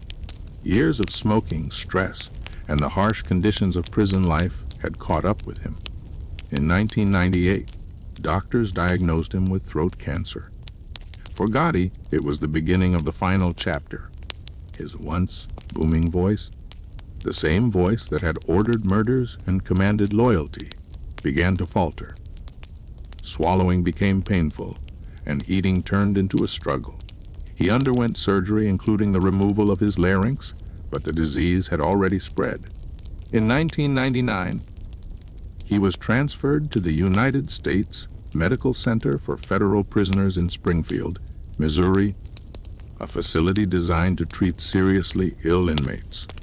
The move marked a profound shift. The man who had once embodied strength, arrogance, and control was now a patient, his body ravaged, his future limited. The Dapper Don, who had once defined himself by immaculate appearance and commanding presence, grew gaunt, his features hollowed, his health declining steadily. Yet even in this state, Gotti clung to the image he had built. To his visitors, family members, lawyers, and the few loyal associates who still came, he tried to project resilience. He refused to complain openly, refused to show weakness. He would talk of the old days, of battles won, of the loyalty he had demanded and mostly received. To the guards and medical staff, he was still John Gotti, still carrying himself with dignity despite the obvious pain. His family bore the weight of his decline. His wife, Victoria, remained a steady presence, visiting and supporting him as best she could. His children carried his legacy in different ways. John Gotti Ginger tried to lead but soon faced his own legal troubles with repeated indictments that chipped away at his standing. His daughter, Victoria Gotti, gained fame as an author and later as a television personality, carrying the family name into a different kind of spotlight. For the younger goddess, the family legacy was both a shield and a burden. Inside the Mafia, the Gambino family moved on. With Gotti permanently behind bars and his health failing, other figures rose to take leadership roles. The organization he had once dominated with iron control no longer looked to him for guidance. Power shifted to new hands, and the name John Gotti, while still respected, became more of a symbol than a force. The era of the flamboyant boss had ended. The Mafia itself was changing, forced underground by relentless prosecutions and the collapse of its old codes.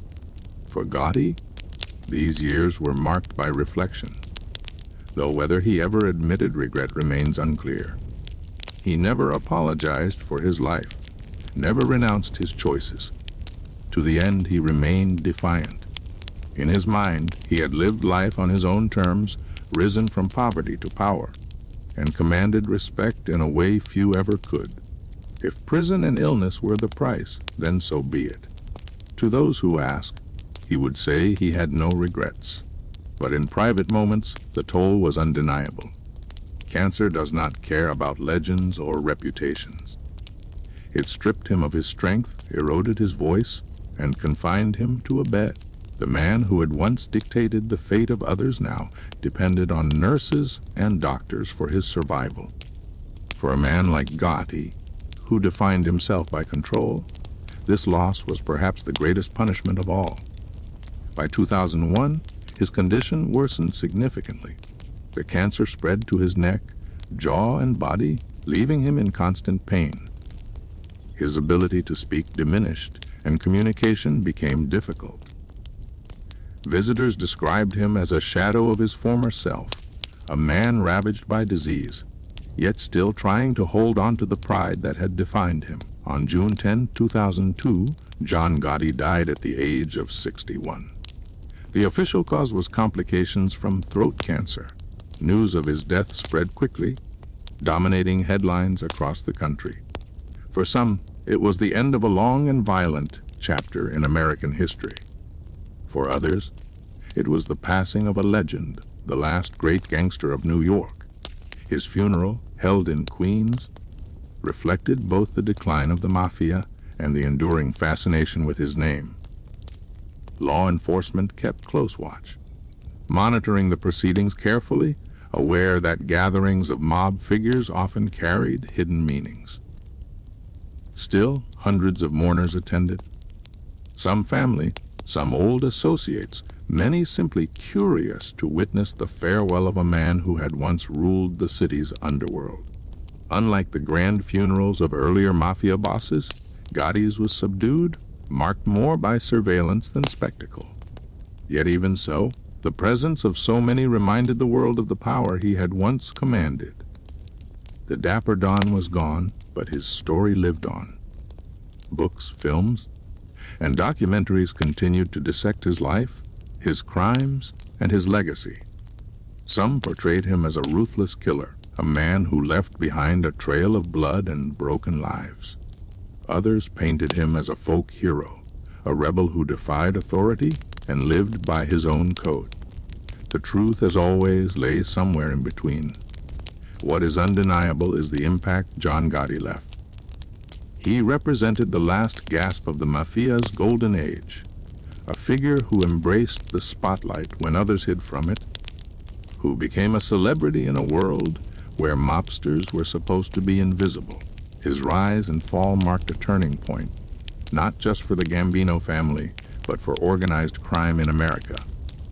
After Gotti, there would never again be a boss so public, so flamboyant, or so untouchable. In death, as in life, John Gotti remained larger than the sum of his deeds. To some, he was a criminal who got what he deserved. To others, he was a symbol of defiance, a man who played by his own rules to the very end. For history, he remains a paradox. Both the Dapper Don who captured imaginations and the ruthless gangster who destroyed lives. The cell at Marion that once confined him is now empty. The empire he built has fractured, scattered by time, betrayal, and the relentless march of justice. But the legend of John Gotti endures, etched into the history of New York, into the mythology of the Mafia, and into the American imagination. The man who once seemed immortal succumbed not to bullets or betrayal, but to the frailties of the human body. In that, perhaps, lies the greatest irony. John Gotti, who defied the law and lived as though he were untouchable, could not escape the one enemy that defeats us all, time. When John Gotti died in 2002, it did not mark the end of his story. If anything, his death only fueled the legend that had been building for decades. The man who once strutted through the streets of New York in silk suits, who smiled at cameras even as he stood accused of murder, became larger in death than he ever was in life. The Dapper Don, the Teflon Don, these nicknames no longer referred to a living, breathing gangster, but to a myth, a cultural icon, and a symbol of a bygone era in American organized crime. The first part of that legacy was carried by his family. The Gotti name, once whispered with fear and respect in the neighborhoods of Queens, became a headline fixture. His wife, Victoria, who had endured decades of secrecy, trials, and harassment from law enforcement, became the matriarch of a family caught between loyalty and survival. She had stood by her husband through his trials and imprisonment, and after his death, she continued to defend his name publicly. Their children each took different paths. John Gotti Jr., the son who had been groomed to inherit his father's empire, found himself at the center of his own legal battles. He was indicted multiple times in the years after his father's conviction, accused of continuing the Gambino family's operations. For a time, prosecutors sought to prove that he had stepped fully into the role of boss. But in court, much like his father once had, John Jr. managed to avoid conviction through a series of mistrials. Eventually, he claimed he had left the life of organized crime altogether, declaring himself retired from the Mafia. Whether the underworld truly believed him is another story. Victoria Gotti, the daughter, chose a different path. She became a writer, penning memoirs and novels, some of which offered glimpses into the private life of the Gotti household. Later, she gained television fame through the reality series Growing Up Gotti, which aired in the mid-2000s and focused on her and her sons. The show presented a different image of the family, not the shadowy figures of organized crime, but glamorous personalities living in the suburbs, dealing with everyday family drama. For many viewers, this was their first introduction to the Gotti name, a strange blending of mob history and pop culture celebrity. The media played a central role in shaping Gotti's legacy. From the beginning, reporters had been fascinated with him. Unlike earlier mob bosses who lived in the shadows, Gotti seemed to court the press. He smiled outside courtrooms, waved to photographers, and dressed in a way that demanded attention. After his death, that relationship with the media only intensified. Books, documentaries, and films revisited his life, each trying to capture the essence of the man who had made himself both a criminal and a celebrity. Hollywood, too, could not resist. Movies and television shows drew on his persona, sometimes directly, sometimes through fictionalized characters clearly inspired by him. The image of the flashy gangster, unapologetic and proud, found new life on the screen. Even when portrayed as ruthless and violent, Gotti's charisma lingered. He became part of the cultural imagination, the archetype of the modern mob boss. But beyond the headlines and entertainment, Gotti's legacy carried a deeper significance. He represented the end of an era. In the mid-20th century, organized crime families ruled New York with near absolute control. They infiltrated unions, businesses, politics, and even law enforcement. Bosses like Carlo Gambino operated quietly, wielding immense power without ever becoming household names. Gotti broke that mold. He craved attention, embraced notoriety, and brought the Mafia into the public eye. For that, some in the underworld despised him, believing his arrogance invited the downfall of the old ways. Others admired him for the same reason. He was bold enough to live openly, to defy both the law and tradition. Law enforcement officials often pointed to Gotti's reign as both a challenge and a turning point. His ability to evade conviction through the 1980s embarrassed prosecutors, making him appear untouchable. But when the government finally brought him down in 1992, it sent a message that even the most flamboyant boss could be broken. His conviction and the cooperation of underboss Sammy Gravano marked the beginning of a new era of aggressive prosecution against organized crime. In many ways, the fall of Gotti was the beginning of the fall of the Mafia as a whole. And yet, for the public, Gotti remained more than just a criminal. He became a folk figure, someone who seemed to embody rebellion against authority. To many working-class New Yorkers, he represented a kind of outlaw hero, someone who rose from poverty, challenged the system, and lived life on his own terms. To others, he was nothing more than a ruthless killer who destroyed lives for profit. The duality of his image continues to define how he is remembered. Even 2 decades after his death, his name still sparks fascination. Streets in Queens still hold memories of his presence. The Ravenite Social Club still stands as a relic of his rule, and documentaries continue to attract audiences. His face, smiling, well-groomed, confident, remains iconic. But perhaps the most enduring part of Gotti's legacy is the lesson it carries.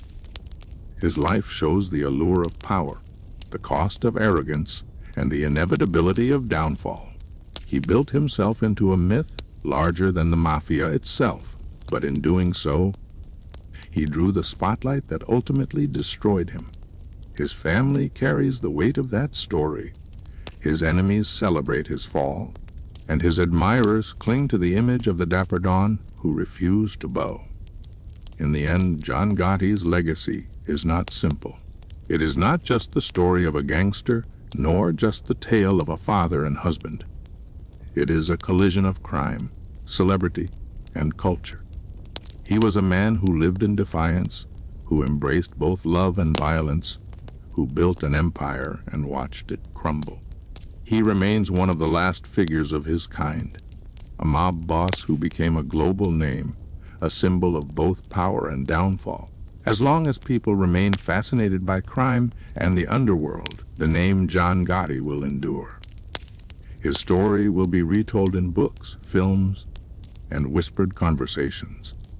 His image will flicker on screens, his quotes will echo in documentaries, and his legend will continue to grow. The Dapper Don is gone, but the myth is immortal. When John Gotti was convicted in 1992 and sentenced to life without parole, the Gambino crime family lost more than just its boss. It lost the larger than life figure who had defined it for a decade. Yet organized crime, by its nature, does not simply vanish when a leader falls. The Gambinos, like all Mafia families, had survived transitions before. Carlo Gambino had passed the crown to Paul Castellano. Gotti himself had taken it by force. Now, with their flamboyant Don locked away, the family faced a new question: what would come after him? In the immediate aftermath, Gotti tried to control the family from behind bars. Using coded messages delivered during prison visits, he sought to direct operations, and for a time, his words still carried weight. But power in the Mafia is fragile. Without the ability to enforce authority in person, without the presence that once kept soldiers in line, his grip weakened. By the mid-1990s, his son, John Gotti Jr., was recognized as the acting boss. John Jr. had been groomed for leadership under his father, but the circumstances were far from ideal. Unlike the elder Gotti, who thrived on charisma and street-level presence, Junior found himself under constant surveillance and prosecution. Law enforcement, still riding the momentum of the elder Gotti's conviction, turned its focus directly on him. Federal prosecutors charged him multiple times with racketeering and other crimes. While these cases often ended in mistrials, the constant legal battles drained his resources and eroded his influence.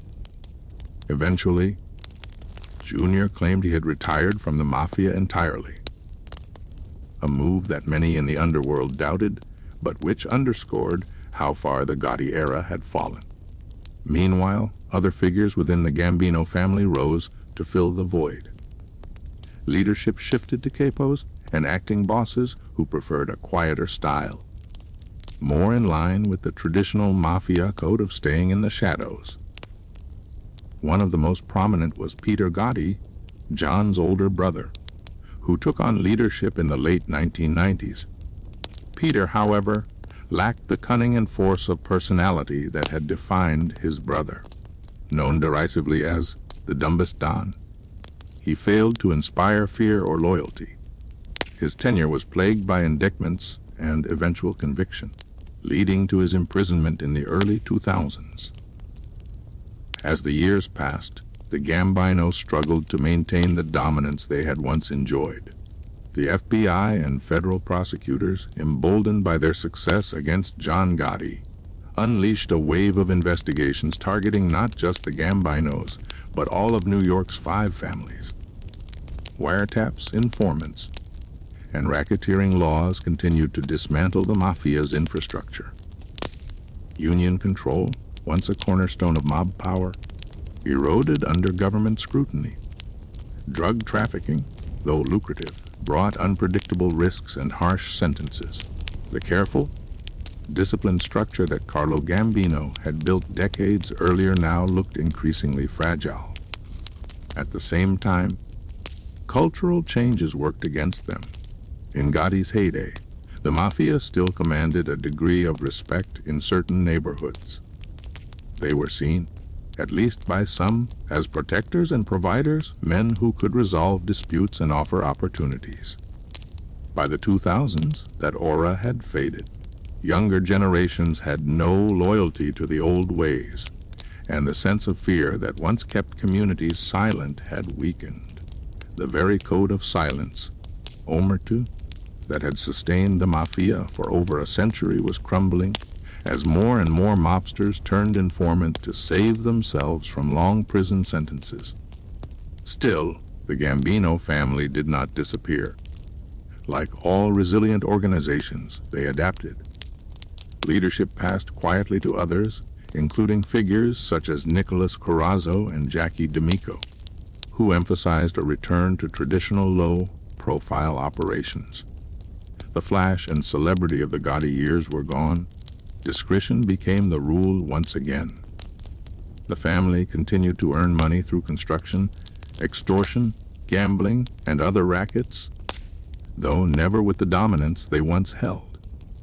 Perhaps the most striking contrast between the Gotti era and the years after was visibility. Where John Gotti had embraced cameras, his successors avoided them at all costs. The Dapper Don had been a media figure, his trials televised, his suit scrutinized, his every move reported. After him, Gambino leaders sought invisibility, understanding that in the modern age, publicity was a liability, not an asset. The flamboyance that had made Gotti a legend had also contributed to his downfall, and no one wanted to repeat his mistake. Law enforcement, for its part, never stopped pressing. Throughout the 2000s and 2010s, federal operations continued to chip away at the Gambinos. Large-scale indictments targeted dozens of members at once, weakening the family's ability to operate. Though the organization remained one of the largest of the 5 families, its influence was a fraction of what it had been under John Gotti's reign. And yet, even in decline, the shadow of the Gotti years lingered. For the public, the Gambinos were still synonymous with John Gotti. Newspapers continued to use his name when describing the family long after his death. Films and television shows often depicted characters modeled after him. His era became the benchmark against which all later mob activity was measured. In a strange way, the notoriety he had cultivated ensured that his successors would never step fully out of his shadow. By the 2010s, the Gambino family was more of a ghost of its former self than the powerhouse it had been in the mid-20th century. Its influence in unions had waned, its leadership fragmented, its reputation tarnished by turncoats and prosecutions. But unlike many predicted, it never vanished entirely. Organized crime, like water, finds new channels. The Gambinos survived by downsizing, by diversifying into smaller, less visible enterprises, and by relying on loyalty where it still existed.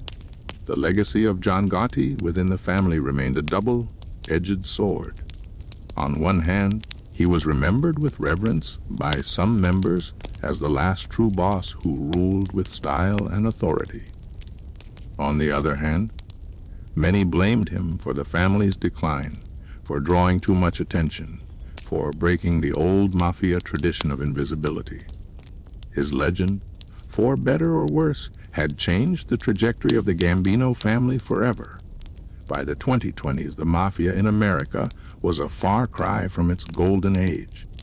Technology, surveillance, and globalized crime networks had eroded the old structures. Yet the Gambino name still carried weight, if only as a reminder of what once was.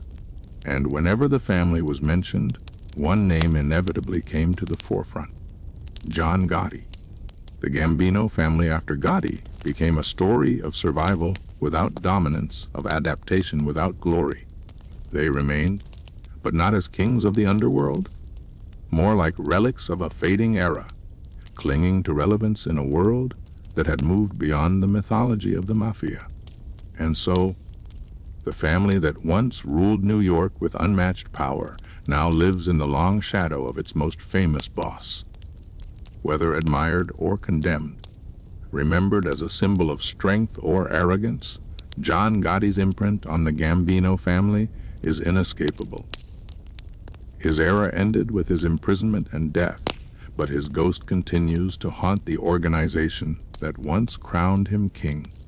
When the story of organized crime in America is told, certain names rise above the rest: Al Capone in Chicago, Lucky Luciano in New York, Carlo Gambino, and inevitably John Gotti.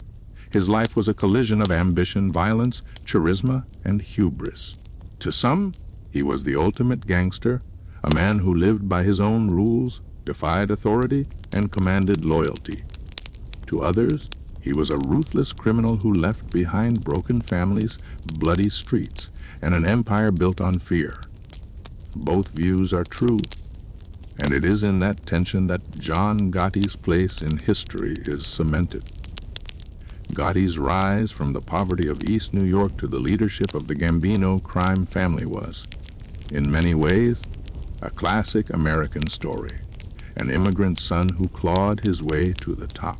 But unlike the celebrated rags to riches tales of entrepreneurs and innovators, Gotti's path was carved through crime.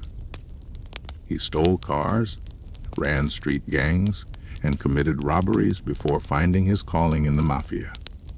From the start, he embodied two qualities that would define his life: boldness and defiance. As he climbed the ranks of the Gambino family, his reputation grew. He was a man who handled problems directly, who was not afraid of bloodshed, and who commanded respect with his presence. But it was not just violence that set him apart. It was style. Where most mobsters preferred to stay in the shadows, Gotti embraced the spotlight. His silk suits, manicured hair, and confident strut made him impossible to ignore. Reporters called him the Dapper Don. When he repeatedly beat criminal charges in the 1980s, the nickname evolved into the Teflon Don, a symbol of invincibility. For a time, he seemed untouchable. Crowds cheered him outside courtrooms. Television cameras lingered on his every move, and his legend grew with each acquittal. He had turned the role of mafia boss into something akin to celebrity. To his supporters, he was a modern outlaw hero, thumbing his nose at a system many working-class New Yorkers distrusted. To law enforcement, he was a dangerous criminal whose arrogance made him the ultimate target. But arrogance carries consequences. By flaunting his power, by turning himself into a public figure, Gotti violated one of the Mafia's oldest rules in visibility. His predecessor, Carlo Gambino, had ruled quietly for decades, keeping the family strong through discretion. Gotti did the opposite. The Ravenite Social Club, where he held court, became ground zero for FBI surveillance. Wiretaps, informants, and relentless investigation eventually pierced the armor of the Teflon Don. When his underboss, Sammy Gravano, flipped and testified against him, Gotti's empire collapsed. His conviction in 1992 marked not just the fall of one man, but the turning point in the war against the Mafia. It proved that no one, no matter how powerful, was beyond reach. For law enforcement, it was a triumph. For the underworld, it was a warning. And for the public, it was dramatic downfall of a man they had come to see as almost mythical. Prison stripped Gotti of everything: his freedom, his health, his empire.